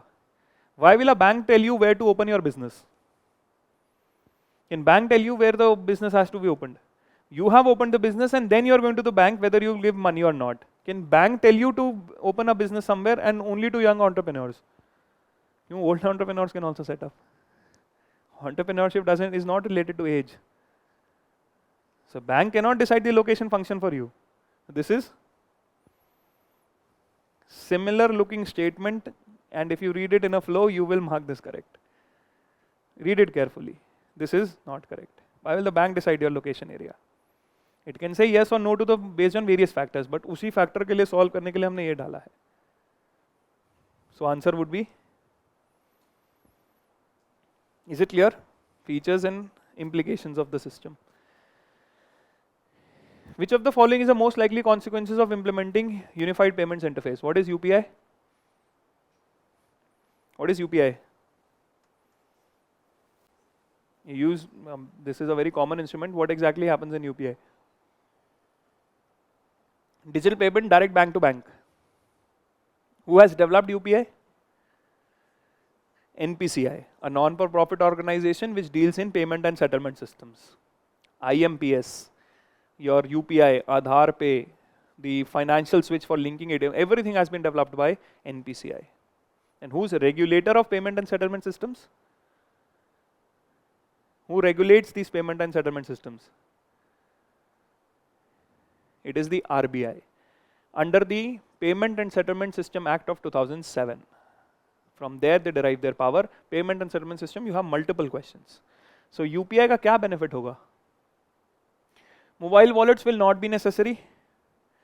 Digital currency will totally replace the physical currency. FDI inflows will increase. Direct transfer of subsidies to poor people will become very effective. UPI is what? Bank to bank transfer. So how is UPI making direct transfer effective? UPI is what? Bank to bank. तो उसमें UPI क्या करेगा अगर direct transfer करना है? उसके लिए तो आपको जनधन से अकाउंट देना है. Whether you have UPI or not, that doesn't make a difference. Will it increase the FDI flows? Is it related to FDI inflows? Digital currency. Is it talking about digital currency? Mobile wallets. Also, even if you read the first, you get the concept here itself. The idea of mobile wallets was what? You take your money from the bank and load your wallet with the money. But if you have UPI bank to bank, why would you need to load the money in wallet first? Whatever the wallet was, you have to load it with the bank account. But now when you don't have direct bank to bank settlement, why would you need a wallet? So these wallets will not be necessary. Answer is A. The whole idea itself was that UPI no longer the wallet money will be necessary because directly bank account se settlement hoga. Is it clear? Which of the following statements best describe the term scheme for sustainable structuring of stressed assets? This is what happened, recent development that happened in the banking sector. We had the problem of NPA. To solve the NPA problem, there was a 4R strategy. First was recognize you have a problem. Then whatever bad loans you have, you resolve them. Then provide money to the banks to work. And then fourth, so that the problem doesn't repeat again, reform. This was the 4R strategy on which the government and RBI worked together. पहले recognize करो कि yes there is a problem, recognize नहीं हो रहा था, this is why the problem became too large. Now how to resolve? Resolve means whenever you have a bad loan, you try to settle the bad loan, get certain value from it. For resolution, the RBI came with a set of schemes. 2015, the RBI introduced a scheme of joint lender forum. The RBI said, जैसे ही कोई भी loan SMA category 2 होता है, and it's a big loan, all the people who have given the loan, they should come together under joint lender forum. A big loan who has turned SMA2 is the stressed asset, after which it will convert into NPA. All the lenders come together under joint lender forum so as to resolve the loan. Then they gave another scheme called as strategic debt restructuring. They say all of you come together and convert whatever loans you have into equity. The bank has given a loan, convert your debt into equity. That means banks should together hold the management of the company so that they can improve the business and get their money back. Idea tha management bank ke under aayegi, the performance will improve, the equity price will rise. Bank will sell its equity and get out of the business. bring a new management, improve the performance, get returns, equity stocks का price बढ़ जाएगा अगर performance better होती है new management से. You exit by selling the equity because that money is not coming. So you install a new management. But what happened under this was, when you are bringing a new management, the old management thinks certain players who were honest businessmen, they said it was not our issue that we could not pay the loans, the external situation changed. Here we are placing with a new management because we think जिसने loan पे default किया है, he is corrupt. This is why we were taking the control of his company. There were some honest players who wanted to run their own management, but they don't have the option under STR. So what the RBI gave an option, this was called as the S4A scheme, which was Scheme for Sustainable Structuring of Stressed Asset. It was meant to protect the honest players that only 50% of your debt will be converted into equity and you retain the management. Performance gets better, bank equity value gets better, the bank sells the equity and exits. Because SDR में ये हो रहा था कि whether you are corrupt or not, सबका management हम ले लेंगे. But some people said we want control over our business, we will improve it, not because of our doing that the business is bad, जिसकी वजह से default हुआ है. It is because of certain external situations, so we should get a second chance to improve and pay back. So don't convert complete debt into equity, only convert and let them work. They improve the performance, equity price increases, exit. This was to protect honest promoters, giving them a second chance.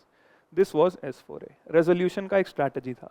RBI के पास central bank, the government also introduced strategies for resolution. So as part of solution of NPA, this was given by the central bank, 2015, 2016, 2017. Scheme of RBI for reworking the financial structure of big corporates facing genuine difficulties. So a current issue being solved came in the newspaper, you should know what the scheme is. This was Scheme for Sustainable Structuring of Stressed Asset. Even if you don't know, you should have been relating it to structuring of stressed asset. Procedure for ecological cost. Stressed asset ki structuring, so ecological cost would not be involved. Disinvestment plan for government regarding PCSUs, stressed asset ki structuring. And important provision of the IBC implemented by the government. What do you mean by important provision? It's a very generic statement. So even if you don't know the exact thing, you should relate it to stressed assets, sorry. Because structuring financial structure, सिर्फ एक ही option ने use की है term. The rest of the options are talking about vague things. This question they made it easy by making easy options. They did not make confused options like small finance banks. Easy options you could have solved even if you read them carefully, even if you don't know exactly what it is. This is the answer. Clear? NPCI helps in promoting financial inclusion, provides payment systems, has launched RuPay card payment system. Indigenous card payment system, Visa MasterCard is not Indian, RuPay was the Indian system launched by NPCI. Both statements are correct. A very important topic, payment and settlement systems, mostly what NPCI has introduced. So, sorry, whatever NPCI payment settlement systems are, you should have an idea. There have been questions on payment systems. UPI Pay, there is one question. There was a question on Aadhaar related payments also, which is again NPCI. Which of the following best describes the term merchant discount rate? What is the idea of merchant discount rate? Have you ever purchased an electronic items where the person who was selling you the item asked you for more money if you had a card payment? If you pay something with a card, have they asked extra payment? Any time. Sometimes you'll always have an experience जहाँ पे card payments पे they'll say there will be 2% more. This is the concept of merchant discount rate. क्योंकि bank उनसे charge करता है for debit card use. Amount charged to a merchant by a bank for accepting payments from his customers through the bank's debit cards. So what they do is they try to charge it from the consumers itself. If you pay through debit card, because debit card के function में you have to pay the intermediaries also. Two different banks involved, so merchant पे वो charge लगता है. So merchants, what they try to do is they charge it from the consumer. This is the concept of merchant discount rate. Banking and payment systems related recent events and things in use are mostly asked. Just like UPI, merchant discount rate, all of these things are something mostly used. This is why this is asked. Recent developments in payment systems and recent developments in banking are mostly asked. Which of the following links the ATMs in India? Again, knowing about NPCI and its instruments. Linking ATMs, so if you use the SBI ATM with an HDFC card, it works. Amounts gets debited from both, settlement happens.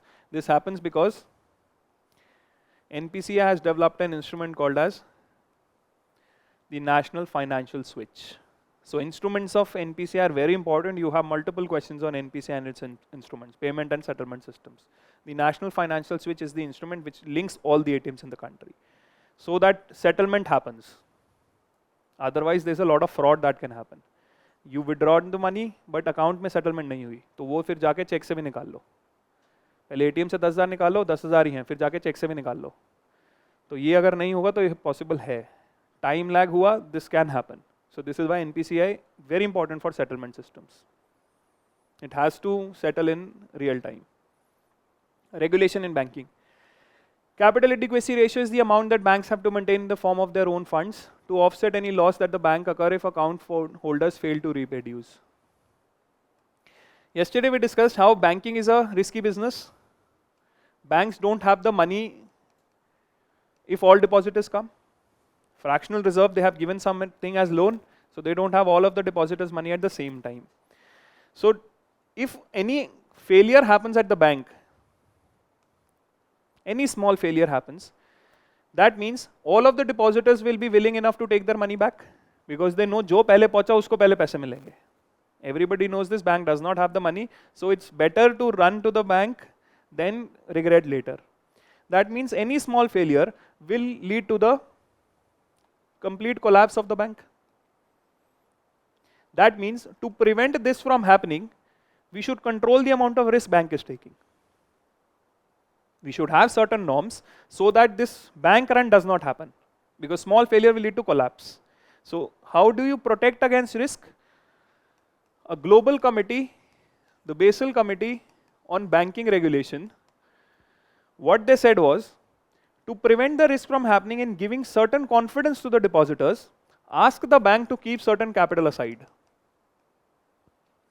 so that the consumer confidence is in the bank that अगर risk होता भी है तो bank के पास capital है to cover that risk, ताकि फिर हम जाए ना पैसे लेने. Ask every bank to maintain this, and this they called it as capital adequacy ratio. Have certain capital, free capital, as a percentage of your risk weighted asset.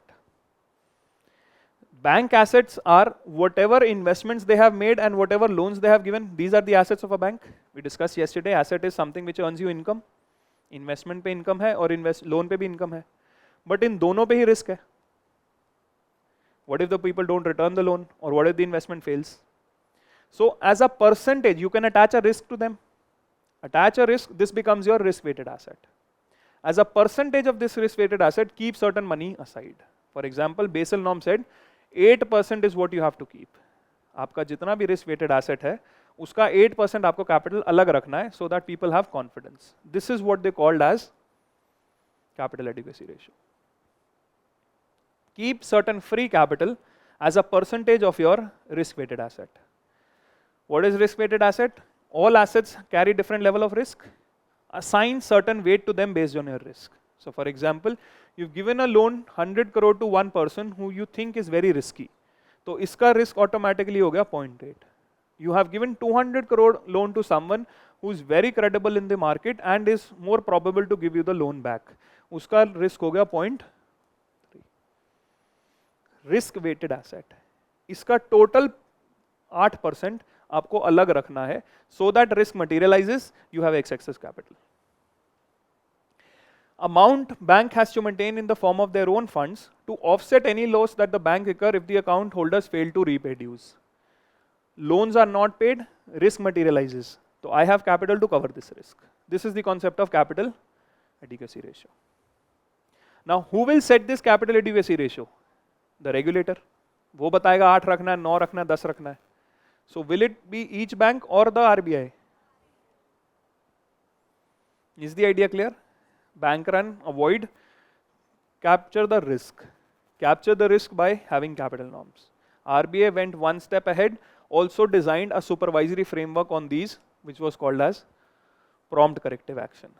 अगर कोई bank के साथ प्रॉब्लम हुई, we are going to put them under watch. Ask them to take certain steps to rectify their mechanisms, and then they will be outside of this framework. Sorry, this was meant to maintain risk and correct when you know wrong thing is being happening. Course correction के लिए prompt corrective action they had introduced, and we believed it was only for banks, but then it was later realized NBFC and urban cooperative banks also face problems. So 2020 and 2021, we introduced prompt corrective action, that is supervisory frameworks for both NBFCs and urban cooperatives.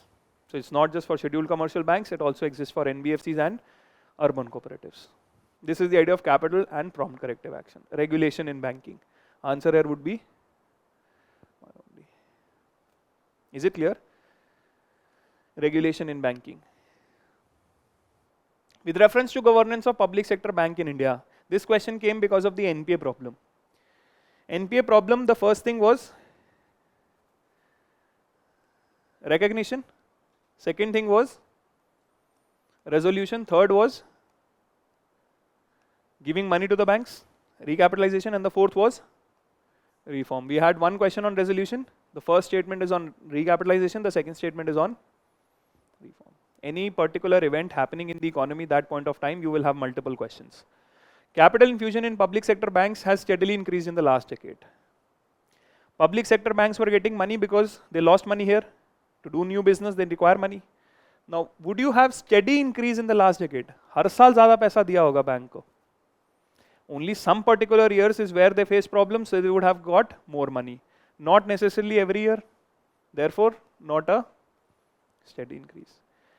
Put the public sector banks in order. Merger of banks happened with SBI. Yes, some of the associates of SBI were merged with SBI. This was one of the reforms. So present event was being dealt with various steps. Those steps have been asked. Answer is resolution पे one of the schemes got asked, recapitalization का trend पूछ लिया, and reform. Reform में also Indradhanush plan, bank, board, bureau, all of those were part of reforms. Those also have questions. Service area approach was implemented under the purview of lead bank scheme. The whole idea here is they're asking what is the history of banking in India. What are the major events that have happened in India? How the sector has been organized. The first major event was bank nationalization. In fact, it starts from before that also. It starts from RBI nationalization and then Banking Regulation Act of 1949. Once the banks got nationalized, the first scheme to pass was lead bank. The second was priority sector lending. Third was creation of RRBs. Then came the Basel norms, 91 classification. 93 private sector banks got license. 10 banks got license in 93. So on and so forth, the things have moved on. 2004 में we have prompt corrective action. 2014 we have two new types of banks, payment banks and small finance banks. This is how progression of banking in India. Service area approach was, the whole idea was that every district has to have one lead bank. But problem ये हो रही थी, lead bank planning in the district was not able to provide benefits to every area. So 1989 what we did was, each district particular banks were allotted service area कि आप इस particular service में area में service provide करोगे. This was part of financial inclusion, the first major scheme for financial inclusion, that was the lead bank scheme. In fact, these three are seen as benefits of bank nationalization, because most of the banks for lead bank were public sector banks. Priority sector, you could do it because you were owning the banks. Same, you created RRBs, sponsor banks were public sector. RRB ki creation happened how? Center, state and sponsor. Center had 50%, state has 15% and sponsor had 35%. Or sponsor kaun the? Public sector banks. These are the benefits of bank nationalization, inclusion, priority sector and RRB. Lead bank is what is asked. Multiple times lead bank has been asked. What was the purpose of intercreditor agreement signed by the Indian banks and financial institutions recently? Again, event in news. One of the things was resolution. Recognize, resolution, reform and recapitalization. Resolution mein there were two plans. One, RBI came out with a notification in 2019. Now what this notification, and this is a question in 2020, in fact 19 itself.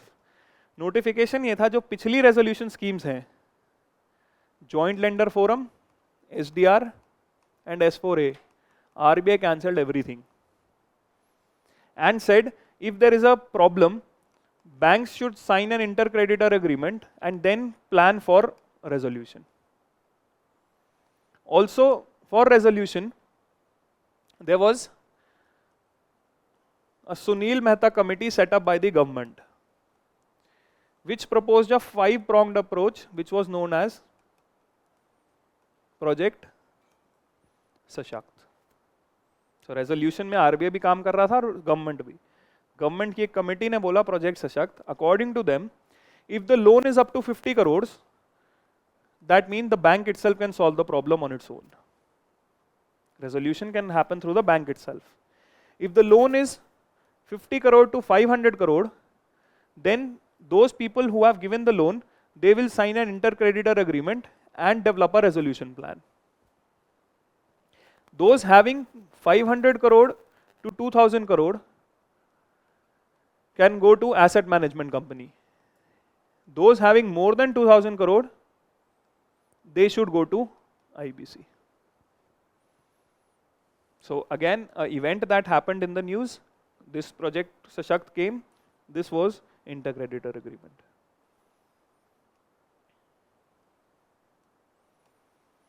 Intercreditor agreement when there is a consortium based lending. So Project Sashakt, intercreditor agreement. Also the RBI also said intercreditor agreement if the loan is more than 500 crores. Both ways, resolution of NPAs, the question and the answer. Is it clear how present event can inspire a question? Banking, capital markets mein present events related questions have come. Is this clear? Chairman of public sector banks are selected by, this was a reform. This is Bank Board Bureau. One of the problems why NPA happened, for reform the government set up a committee under the chairmanship of PJ Nayak. PJ Nayak recommended creation of Bank Board Bureau. In fact, he recommended the bank holding company के government को share सारे bank holding company को देने चाहिए, which will further reduce it and also select the people in this. And if you don't have bank holding company, establish Bank Board Bureau, which the government accepted under the mission Indradhanushka. There were 7 principles, one was Bank Board Bureau. And now Delhi High Court, there was a ruling against Bank Board Bureau because it did not have the powers. Now the Bank Board Bureau has been replaced by the FSIB. This is the new incarnation of Bank Board Bureau, Financial Services Institutions Bureau. काम same है दोनों का. इसको powers दिए हैं, laws have been changed. This did not have the powers, struck down by Delhi High Court. Another event that banking related, payment related, RBI recent directives relating to storage of payment system data. Storage of data. So there was a notification by the RBI which said that whatever payment systems are coming from India, they should be stored on data servers only in India. You cannot take the payment system data from India to servers outside India. In short, entire data related to payment operated by them are stored in system only in India. This was the RBI notification in 2019, which was asked in the same year. Banking related, any development happens, recent developments with respect to regulation, you can have a question. They shall ensure systems are owned and operated by public sector enterprises. Now this is nationalization. Why public sector enterprises? RBI will say, government will involve. They shall submit the consolidated system report to the Comptroller and Auditor General. Why accountability when money is not government? These two also don't make sense. So answer here would be 1. Is the idea clear? Recent regulation. In terms of short-term credit delivery to the agriculture sector, type of banking. District central cooperative banks deliver more credit in comparison to scheduled commercials and regional banks. What is the idea of cooperative bank? Member owned. They can take deposits from anyone but give loans only to members. Now if you compare the activity of a cooperative bank working on the district level and a scheduled commercial banks, deposits ज़्यादा किसके पास होंगे? Scheduled. If deposits are more loans will be made by? So can these banks give more credit as compared to scheduled commercial banks? SBI is a type of schedule. Can these banks give more than SBI? Resources हमेशा ही ज़्यादा होंगे commercial banking के पास. Cooperative banks will not have a lot of resources because cooperative bank have risk. सिर्फ member को loan देता है. So they are concentrated only in the hands of few. This is better risk management. So this cannot be true. One of the most important functions of DCCB is to provide funds to primary agriculture society. For this you need to know the structure of banks. Cooperatives, how they are structured. You have the urban cooperatives, which are a standalone entity. There is no type or tier structure in urban cooperatives. They are also called as the primary cooperative banks. Then you have rural cooperatives. Rural cooperatives are of two types. One is for short-term credit and the other is long-term credit. Long-term credit, for example, land development, which requires money for more than 5-10 years. This is short-term, 1 to 3 years. Here you have a 3-tier structure where you have primary agricultural credit society at the bottom, district central cooperative bank at the district level and the state cooperative bank at the state level. And the long-term has primary credit, primary agricultural credit and land development bank and the state cooperative rural agricultural land development program bank. So primary and 2-tier structure and a 3-tier structure. What 3 structure help is packs who don't have a lot of resources get help from district level. Districts who don't have a resources they get help from, and when state don't have a lot of resources they get help from NABARD. Regulation of all of this banking is RBI only, but RBI does not have a lot of resources for day-to-day management, so NABARD works as the supervisor and manager of these banks. NABARD helps them. This is how DCCB provides funds to banks. So if you understand the type of banking, the structure, this question is direct. Governor of RBI is appointed by central government. This was also a recent event that happened in banking, and so the question. Governor is appointed by central government. This is how it is done. Certain provisions in the constitution give the central government right to issue directions to RBI in public interest. What happened here was, there was a very big conflict between RBI and the central government. RBI wants to increase the interest rates because of inflation. Central government wants to reduce the interest rate because they want growth. Also there was a problem because RBI placed a number of public sector banks under prompt corrective action. The government wanted them out of the prompt corrective action because उनका lending function constraint हो रहा था. So there was a conflict, and therefore two things came up: the appointment, and second, can the central government issue directions to the RBI in public interest? This is where the finance minister threatened them with section 7 of the RBI Act, which mentions the same exact thing. This has not happened since independence, where central government has directed the RBI to do something in public interest. But definitely they have the power under section 7 of RBI Act. This is not given in constitution but the RBI Act. So this event, the conflict between the two, was in news the complete year. This is why this question. In fact, last 2-3 years there was a conflict between RBI and government. It was not constitution but RBI.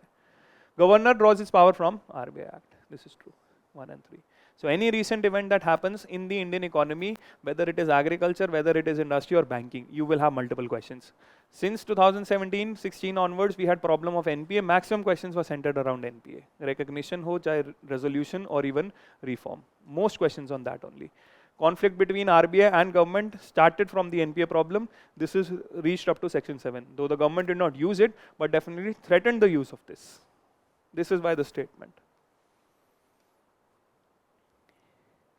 With reference to urban cooperative banks in India, type of banking. Now this question came up, again related to a current event that happened in the Indian economy. You had the failure of the Punjab Maharashtra Cooperative Bank, after which RBI's control over urban cooperative bank was questioned how well they can regulate, because urban cooperative banks are regulated both by RBI and state government. And to reduce or improve its control, what the RBI did was, there was an amendment made to the Banking Regulation Act in 2020. The government made this amendment and gave more powers to the RBI over urban cooperative banks. So an event happened in banking urban cooperative where amendment was passed, and the same year UPSC asked the question. One of the features of the amendment was this. They are supervised and regulated by local boards. They're not supervised, and there's no local board there. Registrar hai, agar hai bhi to supervised and regulated both by state government and them. So this is incorrect. They were brought under the purview of Banking Regulation Act through an amendment in 66. This is a difficult statement, but again this would come through newspaper reading, because when all of these things were happening, these things were mentioned in the newspaper, and this statement is correct. 66 में ही urban cooperative banks के ऊपर control आया था RBI का. Amendment in 66 of the Banking Regulation Act. The answer here is 2 and 3. So mostly questions are recent event driven from banking, and since now banking in the last 2 years does not have a lot of events, so now the questions are coming from financial markets, capital markets. This is where the maximum questions are coming, not banking. Banking के बहुत events इकट्ठे हुए 3-4 साल, इसलिए maximum questions. Now events are not happening, so shifted to capital markets. In India, the central banks function as the lender of last resort. What do we mean by lender of last resort? It's basic about RBI's functioning. RBI helps the banks. Lending to trade and industry when they fail to borrow from other sources. RBI does not provide loans to industry directly. Providing liquidity to the banks having temporary crisis. Liquidity adjustment facility. Lending to governments to finance budgetary deficits. This they can do open market operations, and also most of the times it is not a loan. When the RBI, when the government asks them to print the money, it's not a loan. It's direct money which is coming to the economy, so it's not a lending activity. Answer is lender of last resort for banks. Government के लिए कोई lending नहीं है. Government के लिए you can print anything. Lending अब हो गई है under the ways and means advances, but only for temporary mismatches. It is not that it is for financing budgetary deficits. Till 97 it was automatically budgetary deficit, but it was not a loan. After 97 it is ways and means advances, that means a loan. Only for temporary mismatches, it comes for only short durations of time. It is not for financing these. Answer is 2 only. With reference to Bank Board Bureau, same reform again. Governor of RBI is the chairman of Bank Board Bureau. You want to select the heads of the public sector banks. Would the RBI select the heads of the public sector banks? The chairman is appointed by the government. It's not the RBI, governor. It recommends for selection of heads of public sector banks. This was the function. Helps the public sector banks in developing strategies and capital making plans. Both are correct. This was a function. SIB also has the same function. Both 2 and 3 are correct. Which of the following is responsible for maintaining price stability by controlling inflation?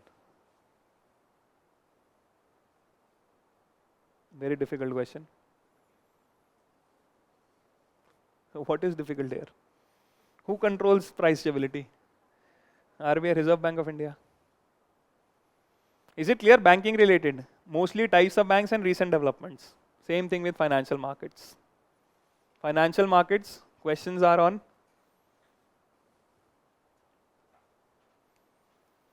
understanding the market, that is in terms of basics, instruments of financial markets, features of these instruments itself, institutions in financial markets, stock brokers, regulators, depositories, and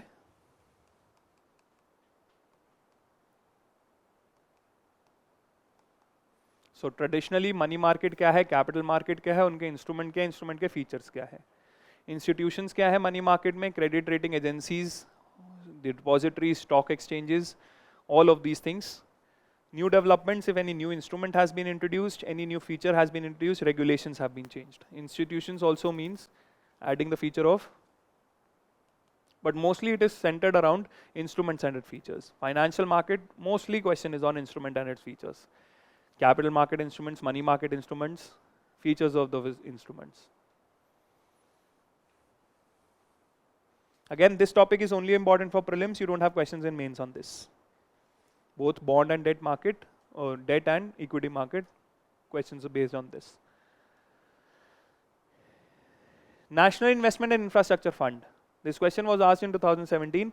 This was introduced in 2015.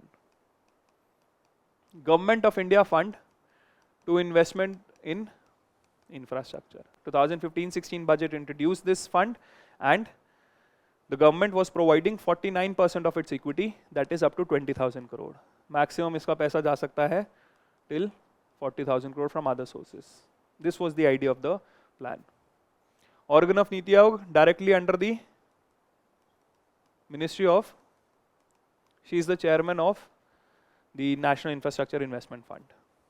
Corpus of 4 lakh crore rupees at present is not 4 lakh. 20,000 government ने बोला था, presently भी उसका corpus is somewhere around 35,000 crore. It is not 4 lakh crore. So any new development that happens in capital markets, one was investment in infrastructure, this fund. Budget announced it, you got the question next year in prelims. This was directly from the budget. Which of the following is issued by? Instrument features. Issued by foreign portfolio investors to overseas investors who want to be part of the Indian stock market without registering themselves directly. One of the instruments of getting the money is, the whole idea is, FPI who wants to invest in the Indian market,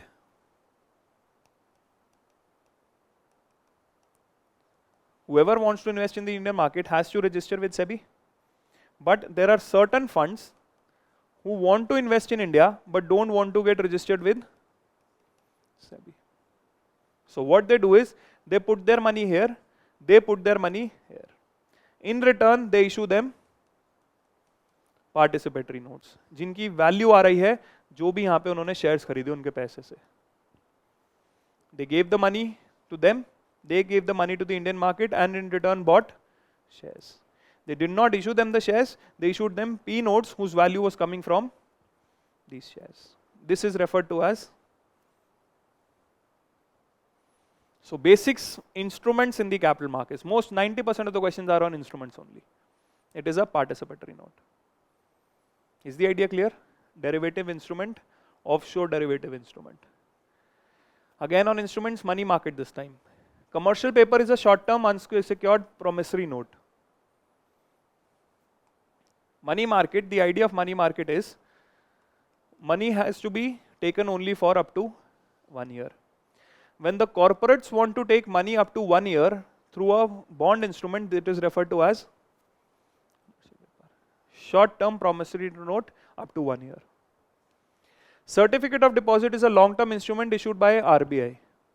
Certificate of deposit is like a commercial paper, but अब banks पैसे लेते हैं certificate of deposit से. If banks want to raise money from the market, they do it from a certificate of deposit.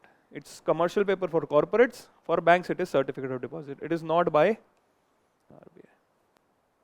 Another instrument, call money.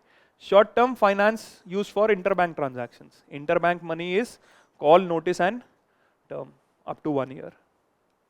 Zero coupon bonds are interest-bearing short-term bonds issued by banks. When it is automatically saying, how can it have a interest rate? Zero coupon means no interest. Issued at discount, redeemed at face value. Would be 1 and 3. Basic instruments and its features. Nothing in detail. Answer is,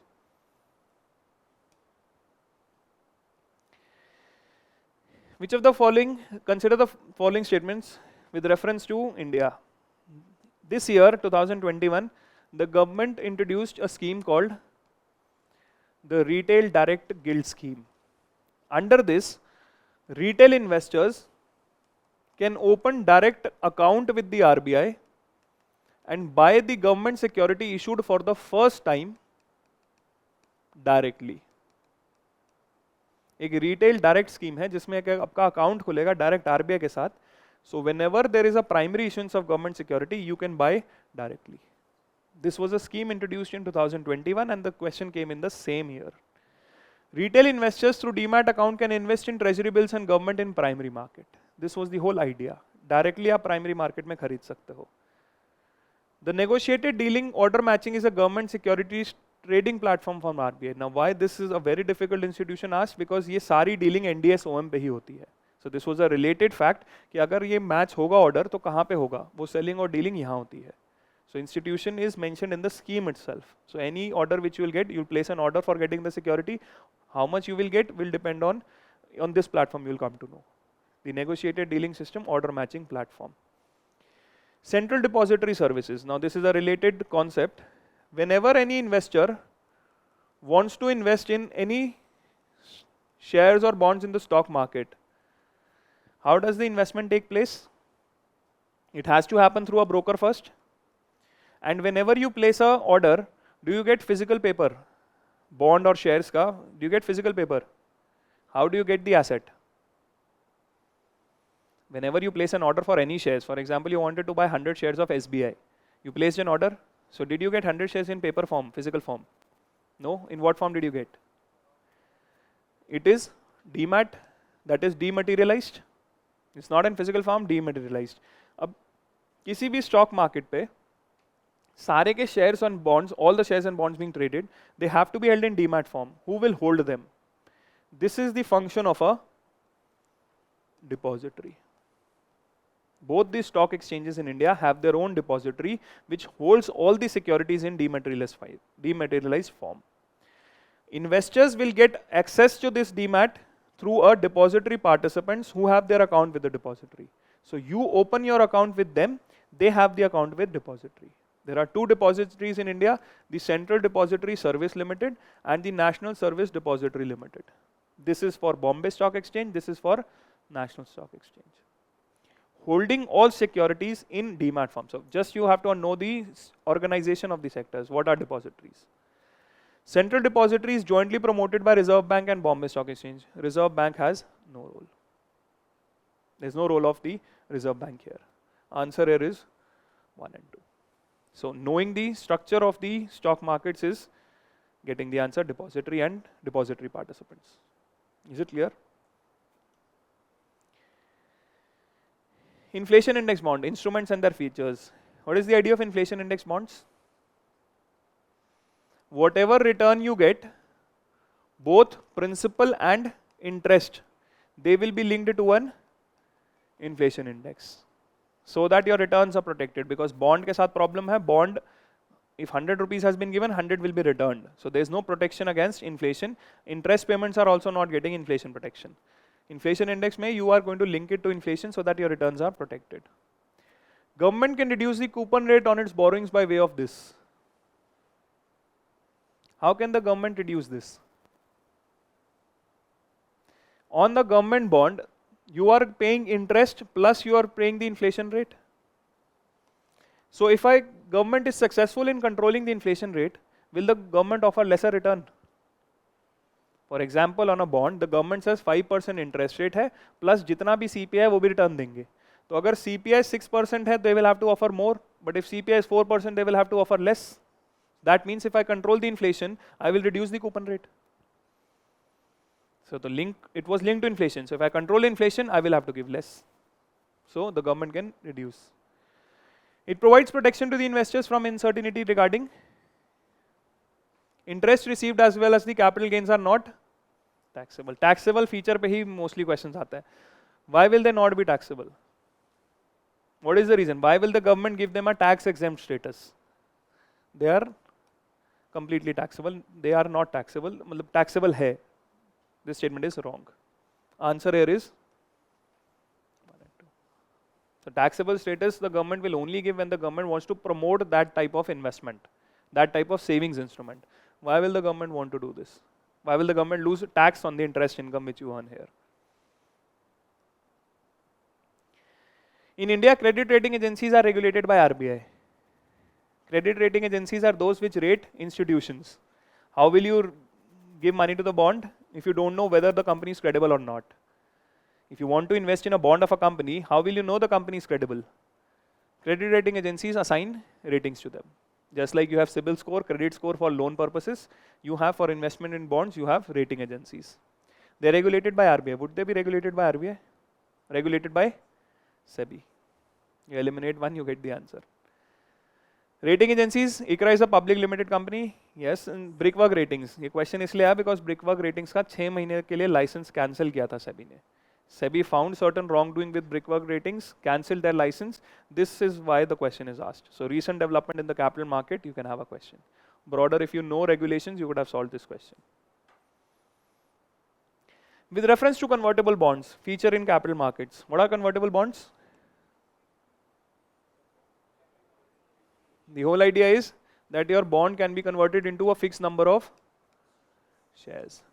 Since there is an option to exchange bond for equity, they pay a lower rate of interest. Yes, because there is an option to convert debt into equity.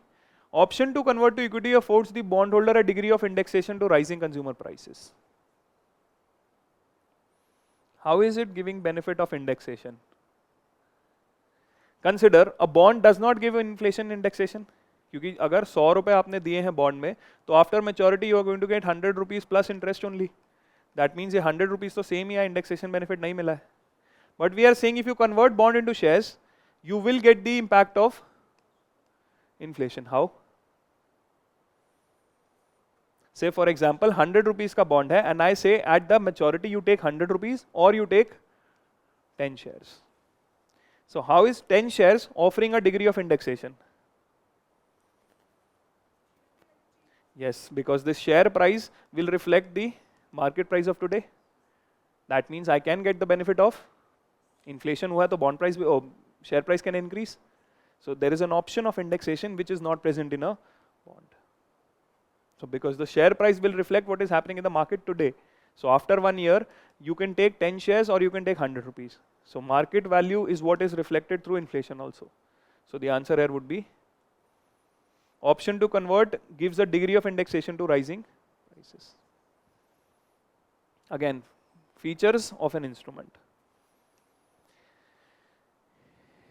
This year, interest income from deposits in infrastructure investment trust distributed to their investors is exempted from tax, but dividend is taxable. These are recent instruments introduced, both investment trust and real estate trust. You understand what is a mutual fund? What is a mutual fund? This is a pooled investment scheme. It will pool money of investors and then invest in stock market, whether bonds or shares. And in return, they are issued units of mutual fund. Right? Same thing is with investment trust and real investment trust. Investors pool the money here.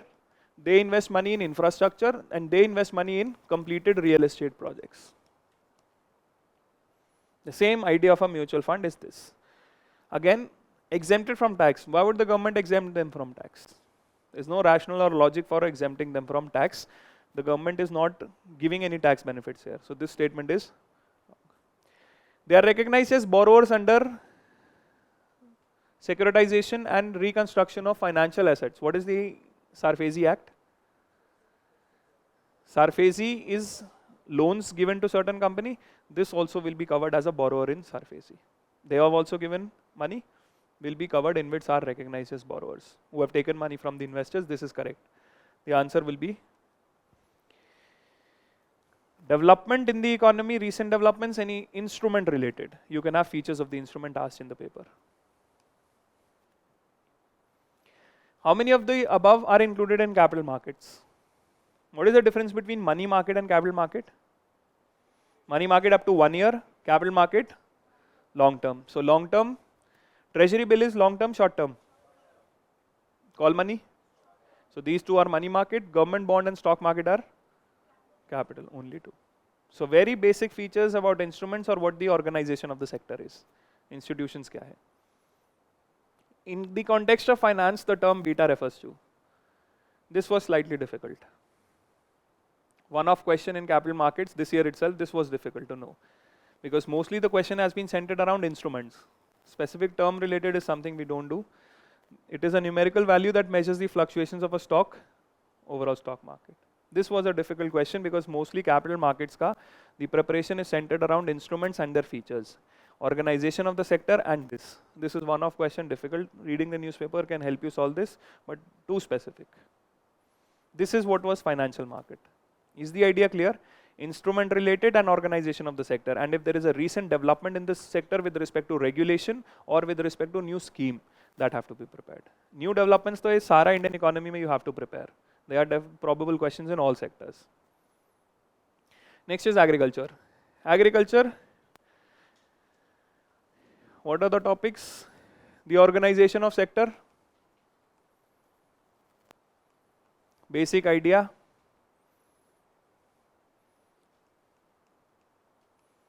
commodities, basic information, rice, wheat, edible oils, commodities which are mostly in news. Unka production patterns. In fact, cropping pattern is your topic in mains. Cropping pattern of various major commodities. This is agriculture also, they can ask different type of commodities here, and we've also discussed commodity ka trade has been asked in external sector. Various commodities in news. Then you have policies of the government in agriculture. The various schemes.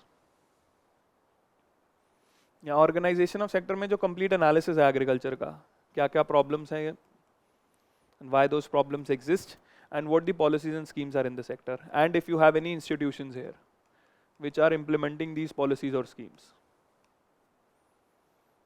These are the three major areas in agriculture.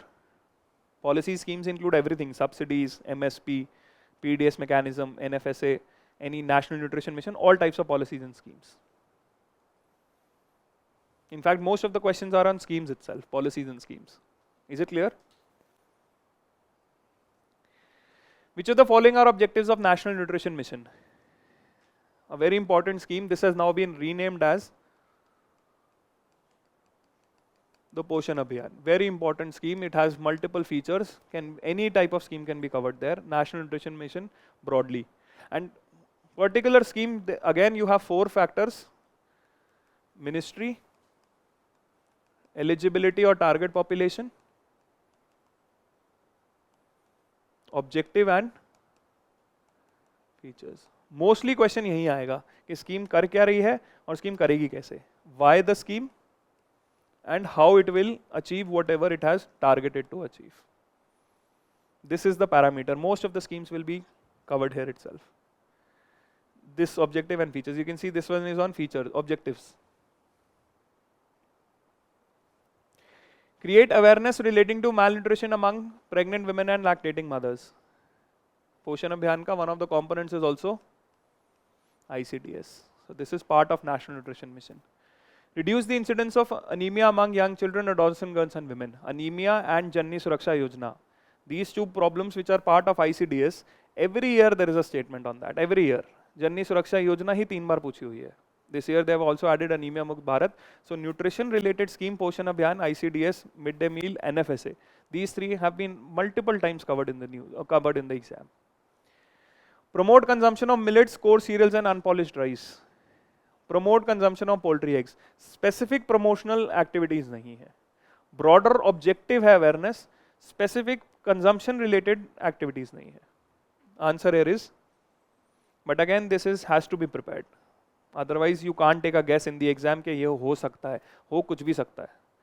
Answer के बाद it is easier to know, but right now ये fact driven है. Schemes cannot be prepared without the facts.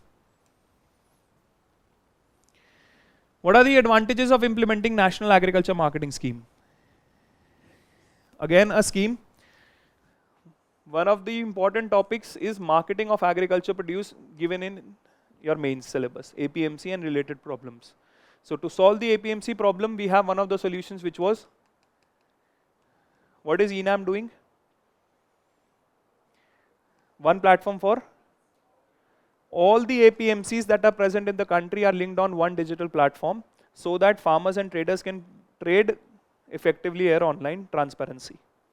Pan India electronic trading portal for agriculture commodities. provides farmer access to nationwide market with prices commensurate with the quality of produce. No longer will you be selling to the nearby APMC, you can sell anywhere. In India, marketing of agriculture produce, farmers have no restriction at all. Restriction is on the trader.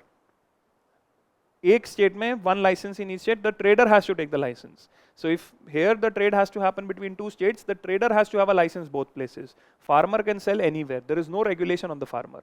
So he can sell on this platform without any license requirement. Answer is 1 and 2. So problem was in marketing. You understand the marketing problem, you understand the solution.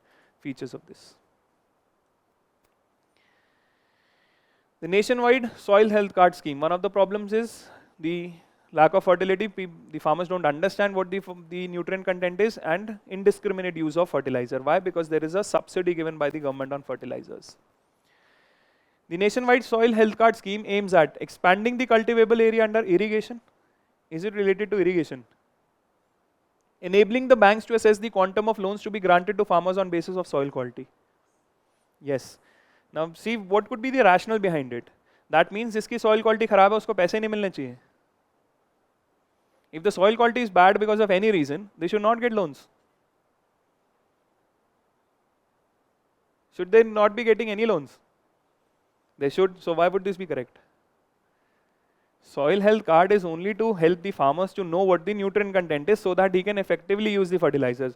Why will have banks the soil fertility as a point on giving loans? Checking the overuse of fertilizer on farmlands. Answer is 3. Read the statement carefully, it absolutely has no logic. वो similar sounding statement है, ये मतलब नहीं सही होगा. If you are giving on soil fertility, that means you will increase the inequality. जिनका सही soil है उनको ज़्यादा लोन मिलेंगे तो वो तो inequal हो ही जाएगा. Bad loans need more money to improve. Is it clear? This has absolutely no logic. Though you should know the features, but logic wise also if you use this cannot be correct. Answer is 3. A very difficult question, situation assessment survey of agriculture households. This is a question which has to be skipped. 2019 में situation assessment survey हुआ based on knowing what the present situation of agriculture household is. But if you see the difficulty level, they've asked particular states and see the content. Rajasthan has highest percentage share of agriculture households amongst its rural households. Out of the total agriculture households, a little over 60% belong to OBCs. Kerala, little over 60% of agriculture households reported to have received maximum income from sources other than agriculture activities. This is a statement or a question which you have to skip. Yes, this survey conducted in 2019, but you see the granular level of data has been asked here. You can't prepare each state wise. There are a number of studies that are being carried like this. And this is again one of question which does not follow the trend. If you see, we'll see the other questions also. This does not follow any trend, so it doesn't mean that this question has probability of repeating. Again, to just give you a difficulty level, you can skip this question. This will not be solved on ho sakta hai. You can't solve that. Because this is a completely fact oriented. Caste data pucha फिर Rajasthan state wise, Kerala state wise, very difficult to know. So your preparation strategy should not be dependent on this question. It has to be skipped. Maximum 10 to 15 questions in every paper you will find like this. This is why after the exam, those who are not preparing feel ये क्या हो गया है. They don't see what the 80 questions were. वहाँ गलती करी with you not see, because at the end of the day it's a competitive exam, everybody is getting the same. So cutoff will be, paper is difficult, cutoff will be 80 to 100. You don't have to score an absolute 140. Relative marking है. So difficult question के हिसाब से you can't say paper was difficult. ये छोड़ने ही है. These questions don't decide your preparation strategy. But this one definitely does. ये mains में भी लिखा है topic national food security act. What are the provisions of National Food Security Act 2013? Families coming under the category of BPL only are eligible to receive subsidized food grains. Right from 2018 we are giving it to 80 crore. It is not BPL alone, these are called as the priority household. This is incorrect. Eldest women in the household of age 18 years or above shall be the head of the household for purpose of ration card. Women empowerment. Pregnant women and lactating mothers are entitled to take home rations of 1600 calories. You know it from the class. It is not 1600, it is 600 calories. So you can see how features have been asked in detail. ये ICDS scheme है, which is part of NFSA. NFSA covers midday meal scheme, ICDS, and also provides one component as cash. This is the Pradhan Mantri मातृ वंदना योजना, और related ही concept है जननी सुरक्षा योजना का, institutional deliveries. So these three schemes are part of NFSA. So you can see how granular data has been asked on ICTs. That means features of particular schemes have to be prepared in detail. NFSA is part of your main syllabus also. It's not 1600, it is 600. So answer here is, in fact from the options you get certain help here, because you don't have 2 and 3 are correct. If you know 1 is incorrect, then most of the problem is solved. Either this is correct or this is correct. Cabinet Committee on Economic Affairs has announced MSP for which of the above? Policy related. There are how many crops for MSP? You can see 2018 में MSP का question आया है, 2023 का भी MSP का question आया है. How many crops? There are 22 crops. It includes oilseeds, cereals, and also commercial crops. What are the commercial crops? Copra, cotton, and jute. Jute, cotton, and copra, these are the 3 commercial. Rest are pulses, oilseeds, and cereals. Now, out of this, which of the following are getting? You could have eliminated this and got the answer. But you need to have a rough idea of all 22, because specific Niger seed, oil seed ka question aaya is bar, whether it is getting MSP or not. So the complete list of 22 crops, and MSP is something which comes in the newspaper every year. Right now also the farmer demand is legal backing for MSP. Protest movement is already happening. The National Program for Organic Production is operated under guidelines and directions of Union Ministry of Rural Development. This thing also got very famous. That was, how do we have certification of organic farming? You need to certify the organic farming, the produce was organic. There are 2 schemes here, the National Program for Organic Production and the other was the participatory scheme. यहाँ पे administrative body certify करती है organic है, या farmers खुद करते हैं एक दूसरे को. आसपास के farmers से participation से PGS India is the name of the scheme. These are the 2 certification mechanism. And this question was asked because that particular time Sikkim became the first fully organic state. Important event and organic produce related news also. NPOP is operated under guidelines of Ministry of Rural Development. Would rural development be related to agriculture certification? So not rural development, Ministry of Commerce. And function given to APIDA. Export Promotion Body, APIDA, is what has been given the administrative function of doing this NPOP. So again, feature scheme related question. Answer is 2 and 3. But this was mostly current affairs driven. Randomly nahi pucha. Mains related question. Land reforms is a topic in your mains. With reference to land reforms in independent India, which of the following statement is correct? What was the objective of land reforms? Land reform was redistribution, giving land to the one who is actually the one who is working on the land, tiller, and also to the landless.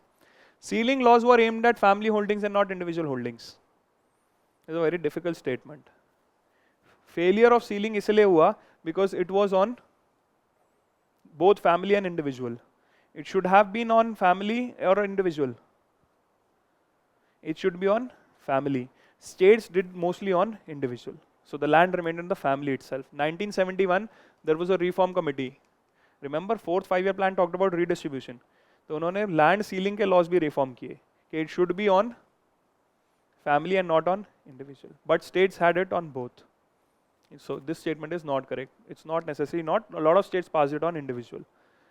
Major of land reforms was providing agricultural land to the landless. All landless. Yes or no? Let's read other. Resulted in cultivation of cash crops as a predominant form of cultivation. Did land reform lead to shift from food grain to cash crop? So there is no evidence that this happened. Land reforms permitted no exemptions to ceiling limits. Would you introduce ceiling without any exemption? So what statement is correct? Agriculture, industry, bank, these 2 sectors are mostly driven from main syllabus. Planning also, growth development. Sorry, prepare this topic in mains, you get the answer. 2nd or 4th? This is correct. Objective तो हो ही सकता है ना all land के लिए. This is objective. It is not necessary that all landless will get it. This is why read it with caution doesn't mean all means wrong. Answer is this. There were exemptions. In fact, exemptions की वजह से ही fail हुआ ये. Ceiling reform failed because of two reasons. One, because it was on individual, so it remained in the family itself. And second, there was number of exemptions. So what people did was they bribed the bureaucracy to change the land use. They changed the land use, religious institutions, charitable institutions, cooperative के नाम पे land register कर दिया ताकि ceiling ना हो. So there was a lot of corruption. They used the exemptions because the list of exemptions was a very extensive list. This is how state government failed most of the land reforms. Aim ये था agricultural landless. Answer is 2. Economic cost of food grains to FCI is minimum support price paid to the farmers plus. What is the cost of FCI? What is the function of FCI? Working of institutions. What does the FCI do? Procures the grains from farmers and distributes it to states. So what would be the cost of FCI? 1 MSP plus, when it goes to the farmers it will incur a cost of procurement. When it will distribute to the state it will incur a cost on, plus it also incurs a cost on storage, which is this buffers cost. MSP plus transportation only. Interest cost only. Procurement incidentals and distribution cost. Is it clear?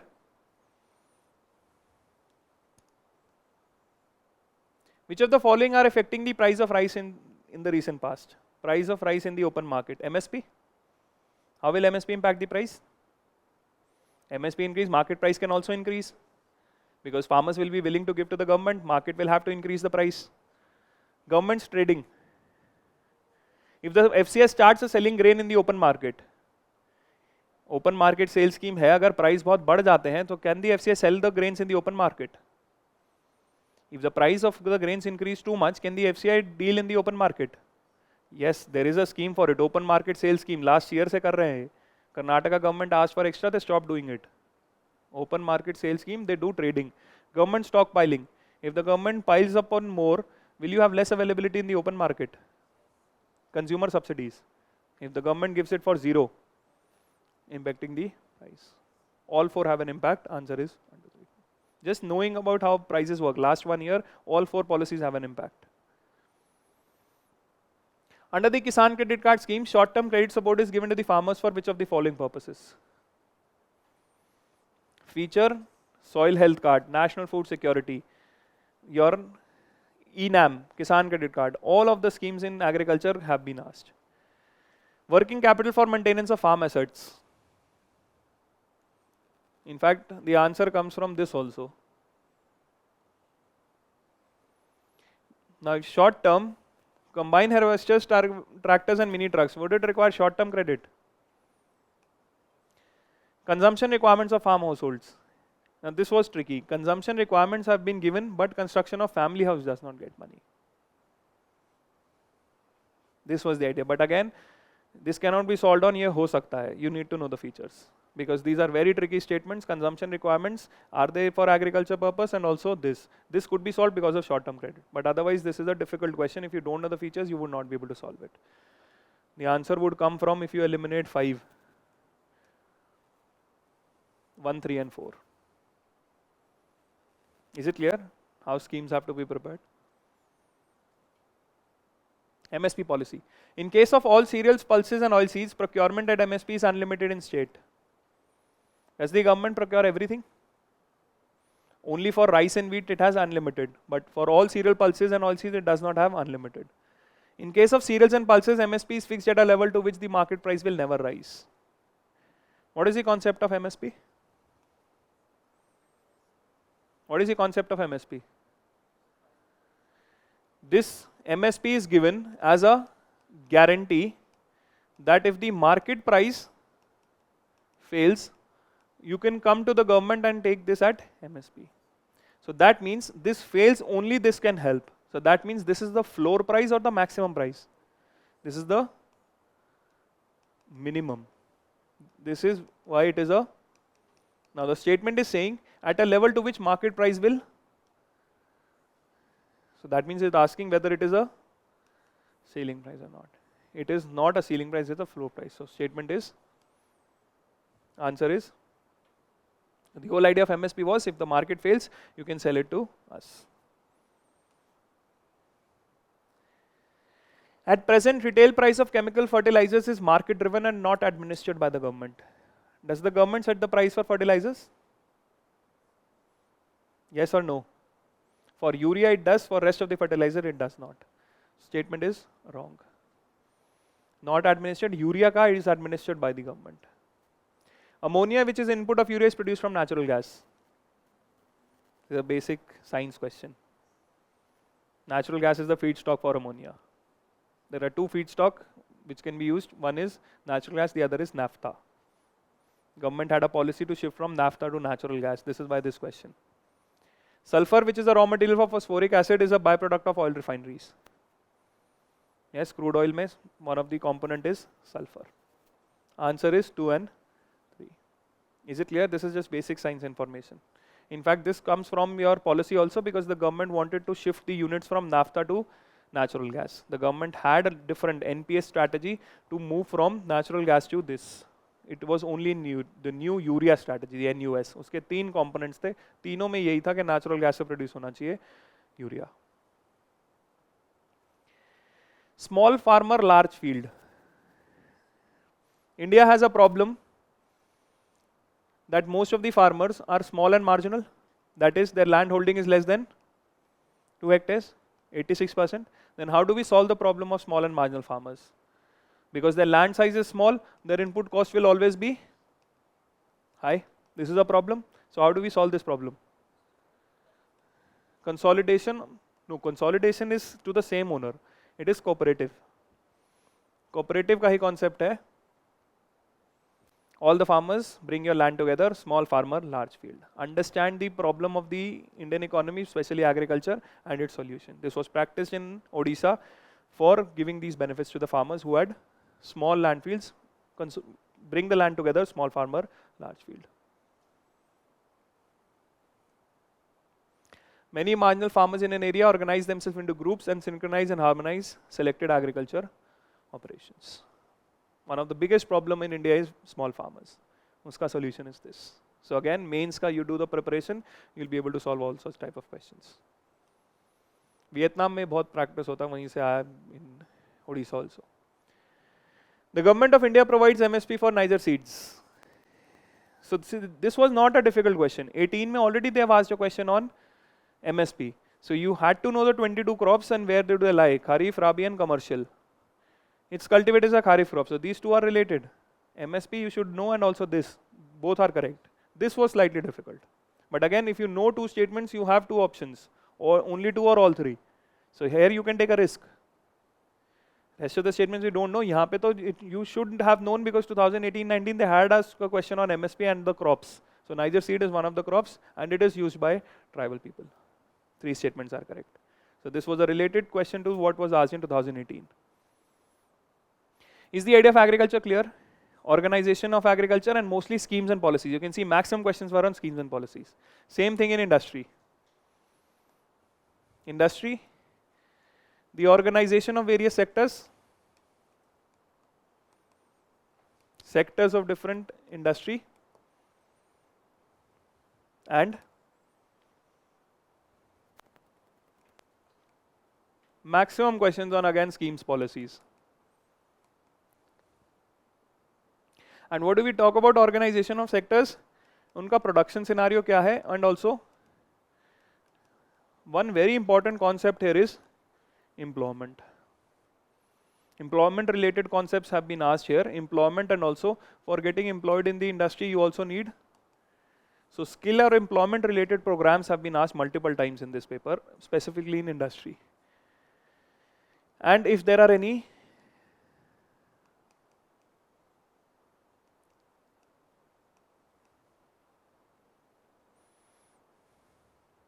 new notification coming in industry, for example, fixed term employment का question आया था. E-commerce policy, they had asked a question. Casual workers का question they have asked. Organization of sector, mostly it is on workers, employment and their skill level, and what the government has done. This is mostly factual. In fact, if you see Indian economy, सारा ही factual है. Concept based questions nahi hai. Concept based question was the first part. Is it clear? With reference to the IPR policy, consider the following statements. It was a recent development. This IPR policy came in 2016 and the question came in 2017.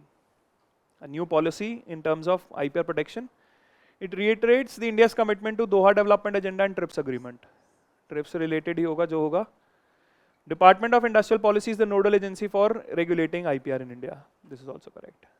This part of the paper mostly on organization of industry, किस ministry का क्या role है, and if any new scheme. We'll see mostly scheme questions or this type of a question.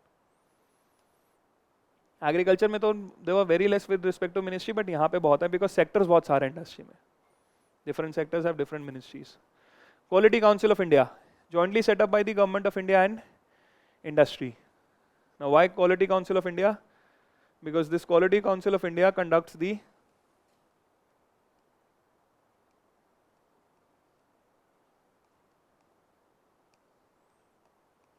स्वच्छ भारत की implementation का survey Quality Council करता है. And this term is present every year whenever this survey happens. So they asked a question on this. Organization of the sector set up jointly and the chairman is appointed by PM. So information coming from a current development that is happening, the implementation of the Swachh Bharat scheme. Both of the statements are correct. IPR also was a current related development happened in industry. National Skills Qualification Framework. This question came because of the skill development programs. In fact, this year, 2017, there were two questions. One question in mains which asked about what are the different skilling programs in the country, and the prelims paper in 17 had 3 or 4 questions only on skill related programs. 16 के mains में, 17 के prelims में, both questions had questions on skill development, because industry you will have mostly schemes on skill, employment and capital. How to provide money to the industry. Under this framework, a learner can acquire the certification for competency only through formal learning. यही change किया था इन्होंने. सिर्फ formal learning नहीं, any competency you get from anywhere, whether formal, informal, and also if you have prior learning, we will also provide you certificate of recognition of prior learning. ऐसा नहीं है कि अभी स्किल के बाद ही सर्टिफिकेशन मिलेगा, पहले से भी कुछ सीखा हुआ है, you will also get it, irrespective from where you learned it. This framework will provide certification. An outcome expected from implementation is mobility between vocational and general education. Certification का काम यही है that people can have different skills. Mobility between vocational and general education.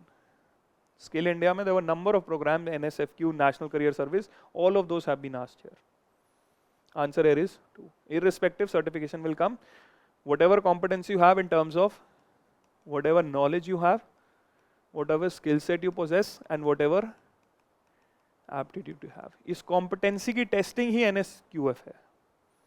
And based on that testing, you are going to get a certificate, irrespective from where you learned it, which also includes recognition of prior learning. 2016 meant they had asked the question, what do you mean by recognition of prior learning? And you recognize whatever the person has learned before you provide them a certification. Consider the following in respect of National Career Service. You know what is a employment exchange? What is an employment exchange? This is an area where you're going to get information on jobs. People who are looking for jobs can register on an employment exchange, get jobs. 2016, the government introduced National Career Service, which was a digital employment exchange. Anyone looking for jobs can apply on National Career Service. Initiative of Department of Personnel and Training, it was an initiative of Labour Ministry. National Career Service has been launched in a mission mode to improve the employment opportunities to uneducated youth. Would this statement be correct? Would this be correct? Employment exchange opportunities provide करता है. How? It provides information whether there is an opportunity or not, but it doesn't create the opportunity. There's a difference between creating the opportunities and providing information whether opportunities exist or not. So if there is no opportunity, employment exchange is not going to give you information के job है, तो वो opportunity create नहीं कर सकता है. It is not improving. It is only providing information. See, industry topic can be prepared best from the India yearbook. All of the sectors of industry and the schemes which they are doing and who is doing what, whether it is skilling, whether it is production, all you can find in the India yearbook. Maximum questions when we solve from there itself. Economic survey yearbook is what helps you solve the question in this. Aims of Digital India plan. Sorry, formation of India's own internet companies like China did. Do we want to have internet companies owned by the government? Digital India. Is it about PSUs in digitalization? This is incorrect. Establish a policy framework to encourage overseas multinational corporations that collect big data to build their large data centers within our national geographical boundaries. Do we want other countries to hold the information of India? This is also incorrect. Connect many of our villages to internet and bring Wi-Fi to many of our schools, public places. This is the idea of Digital India. Answer is 3 only. Is it clear? Scheme related direct question. Pradhan Mantri Kaushal Vikas Yojana. You can see number of questions coming on skill related schemes. Flagship scheme of Ministry of Labour and Employment. Yes? Labour and Employment. एक Ministry of Skill Development भी है. You know there is a Ministry of Skill Development and Entrepreneurship. तो वो क्या करेंगे? अगर कौशल विकास योजना labour करेगा तो स्किल डेवलपमेंट एंड एंटरप्रेन्योरशिप क्या करेगी?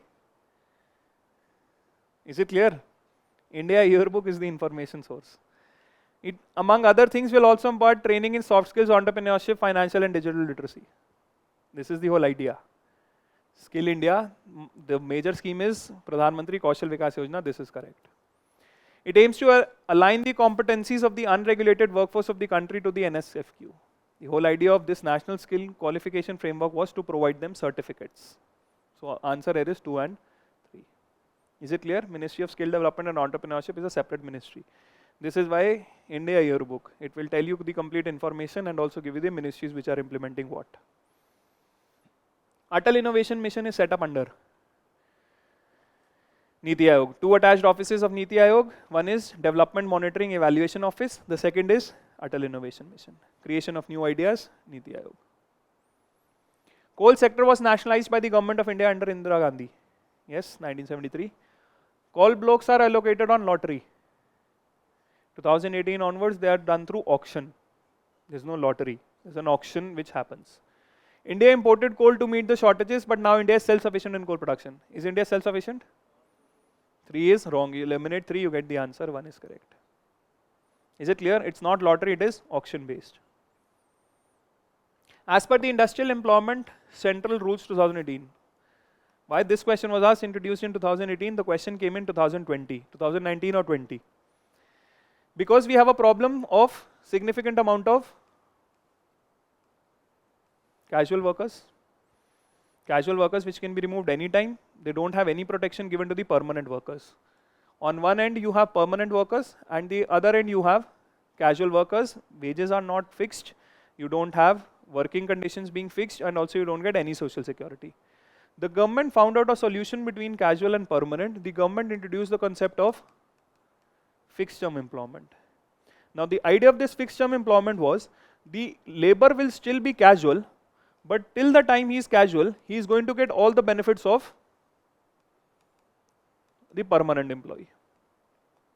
The government found out that most of the employment in India is casual, so we need to provide certain protection to them. So they introduced the concept of fixed term employment. They started with 3 sectors, textile, apparel and leather, further extended to all industry in 2018. First introduced on a pilot basis, then on all industry, so that casual workers get the benefits of the permanent employee by the time they are casual only. Now this rules for fixed term employment is what was this order. So it is not a difficult question कि industrial order पूछ रहे हैं with date. The concept that was discussed the whole year was fixed term employment. There was this whole year you had analysis on this concept. So the question is on fixed term employment. They just made it difficult by asking this order. It was completely on fixed term employment, a problem in the industry. It becomes easier for the firms to lay off workers. So if we have fixed term employment, is it easy to lay off? Why? How? I said by the time they are casual, for example 1 year का contract है, तो उसमें you are getting benefits of permanent. But after the contract, you have no obligation to continue the contract. So I said till the time you are casual, you are going to get benefits, but when the time is over, you will not get anything. So this is giving benefit to both. The person can fire also, but by the time they are in the contract, they will get the benefits. No notice of termination of employment shall be necessary in case of temporary workmen. This is true.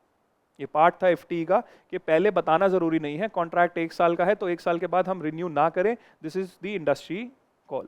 You can't force them, but by the time you have contract, you will get benefits of permanent. This was the concept of fixed term employment because the problem was of casual workers, especially ones on, उनको benefits नहीं मिल रहे थे इनके लिए, तो ये fixed term employment का concept introduce हुआ. Both the statements are correct. Flexible arrangement, both.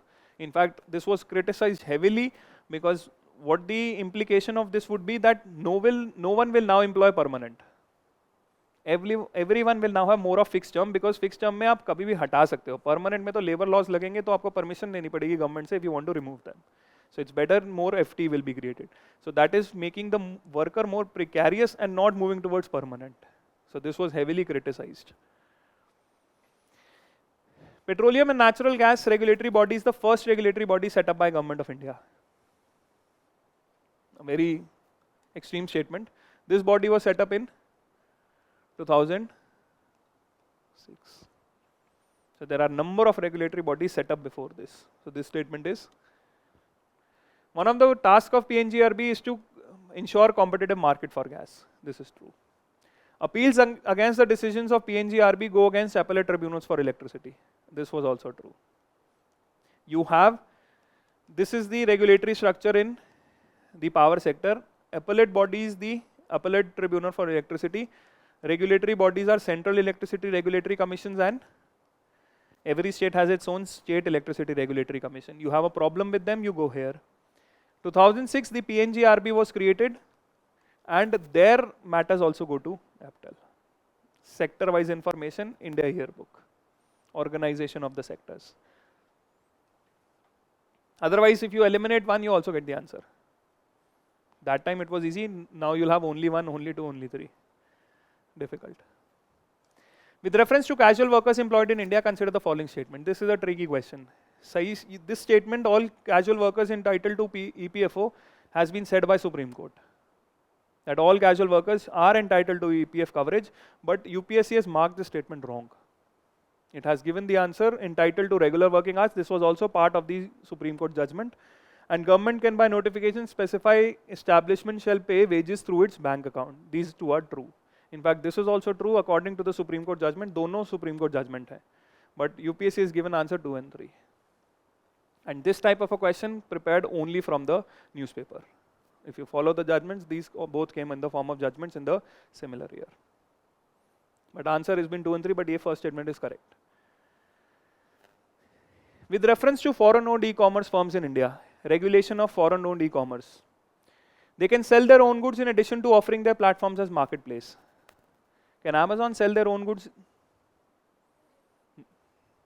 The whole regulation, this was introduced in 2019. The FDI rules in e-commerce were introduced in 2019, and it clarified that FDI will only be introduced in the marketplace model.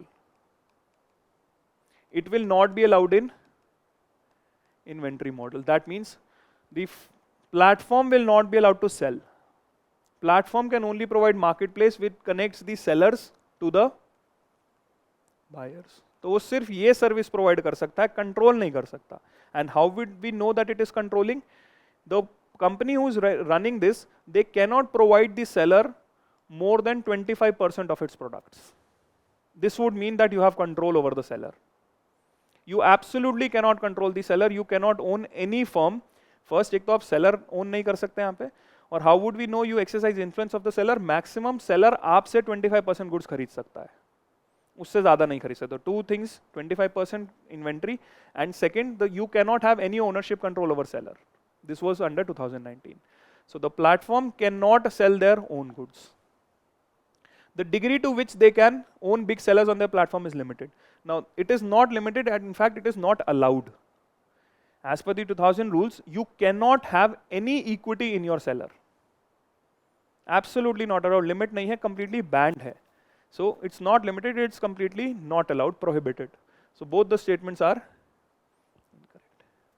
This is the FDI regulations that came in 2019. It is heavily criticized also because though in paper it is not allowed, but reality mein ho raha hai. Amazon through its other players is holding certain equity in its sellers. There are two major sellers from Amazon, Cloudtail and Appareo.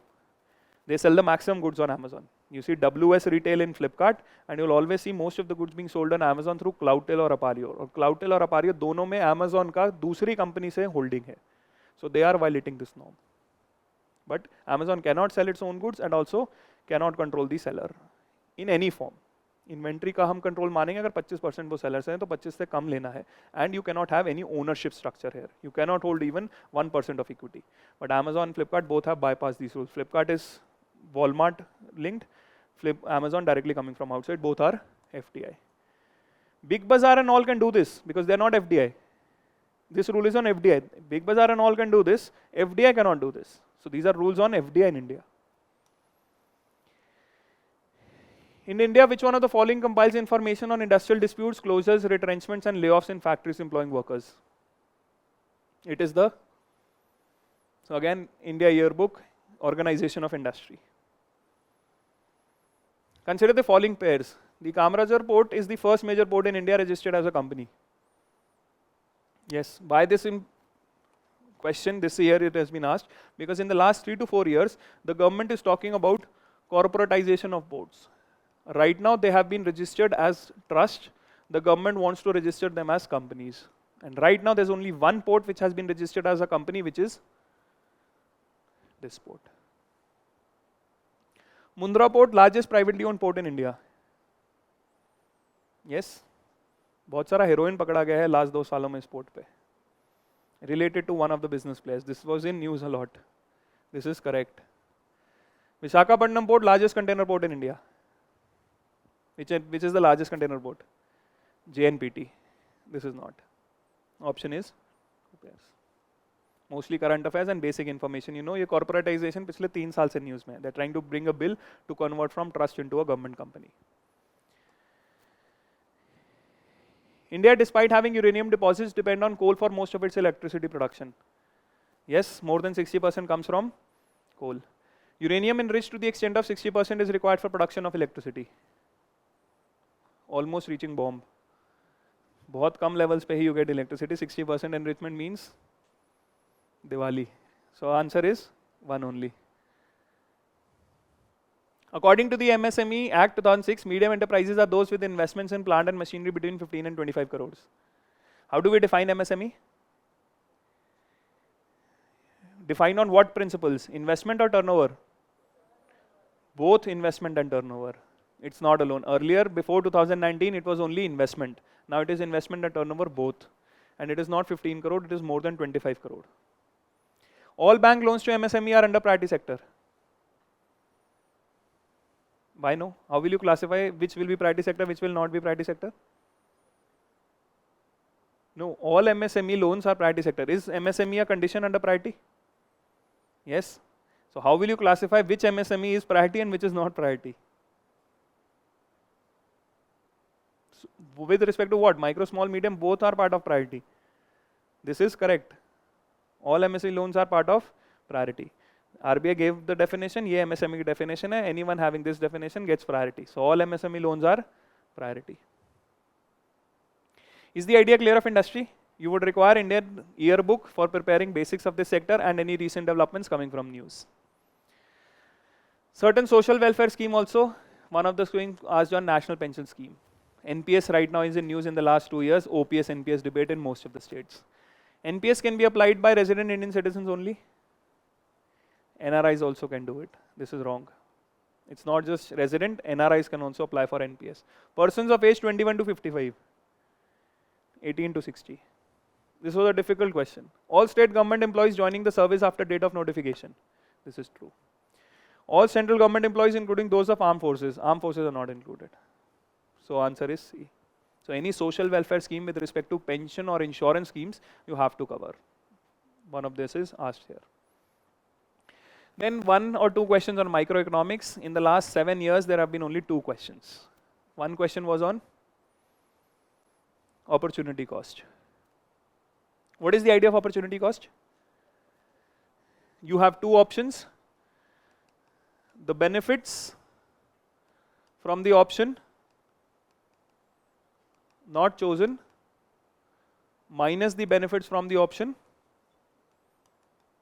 selected. This is the idea of opportunity cost. So if the commodity is provided free to the public by the government, now government is providing it to the public for free. That means this public who is getting it for free, they don't have opportunity cost. Why? Because they are getting it for free. That means opportunity cost, अगर ये पैसे से मिलती तो या तो मैं वो सर्विस लूँ गवर्नमेंट से या उस पैसे से कुछ और कर सकता हूँ. बट अगर मुझे वो फ्री मिल रही है तो मेरी तो अपॉर्चुनिटी कॉस्ट नहीं है. But those who provided it, government और from where the government got the money, इन दोनों में से एक ही अपॉर्चुनिटी कॉस्ट है. Right? It is not opportunity cost of mine because I don't have to spend money. If I would have to spend money, then I have to take a decision. Now, this is taxpayers or government. So who bears the opportunity cost? Why? Because all of the money is coming from taxpayers itself. They are the ones which are losing anything when they decide to pay a tax or when they decide to do anything else with that money. So the opportunity cost shifted to the taxpayer. Because government को तो सारा पैसा ही welfare में करना है, चाहे वो free good दे चाहे infrastructure they. Government has to spend everything, so government has no opportunity cost. But taxpayer definitely has it. Taxpayer could have spent that money somewhere else or could have given it to the government. Government has to spend it, irrespective of what the government is doing. So the answer here would be transfer to the consumers to the. Is it clear? Opportunity cannot be zero because the resource is limited. Unlimited होता तब opportunity cost नहीं होता है. And also it cannot be ignored because resources are being used. This is 2020. If other things remain unchanged, market demand for a good might increase. Demand and price, quantity and price. If the price of the good falls, will the demand increase? This is the law of demand. Quantity demanded is more when the price falls. Price of its substitute increases. Substitute increases, that means you will buy more quantity. Price of complement increases. तब तो फिर कम हो जाएगा. Good is inferior and income increases. No, given good. Given goods are those whose quantity demanded reduces if the income rises. So answer would be 1 and 4. Is it clear what is the general idea? These were the past 7-year questions, topic wise, what have been asked. Is the trend clear? How you have to prepare? If you have any doubts with respect to this, this is the email address.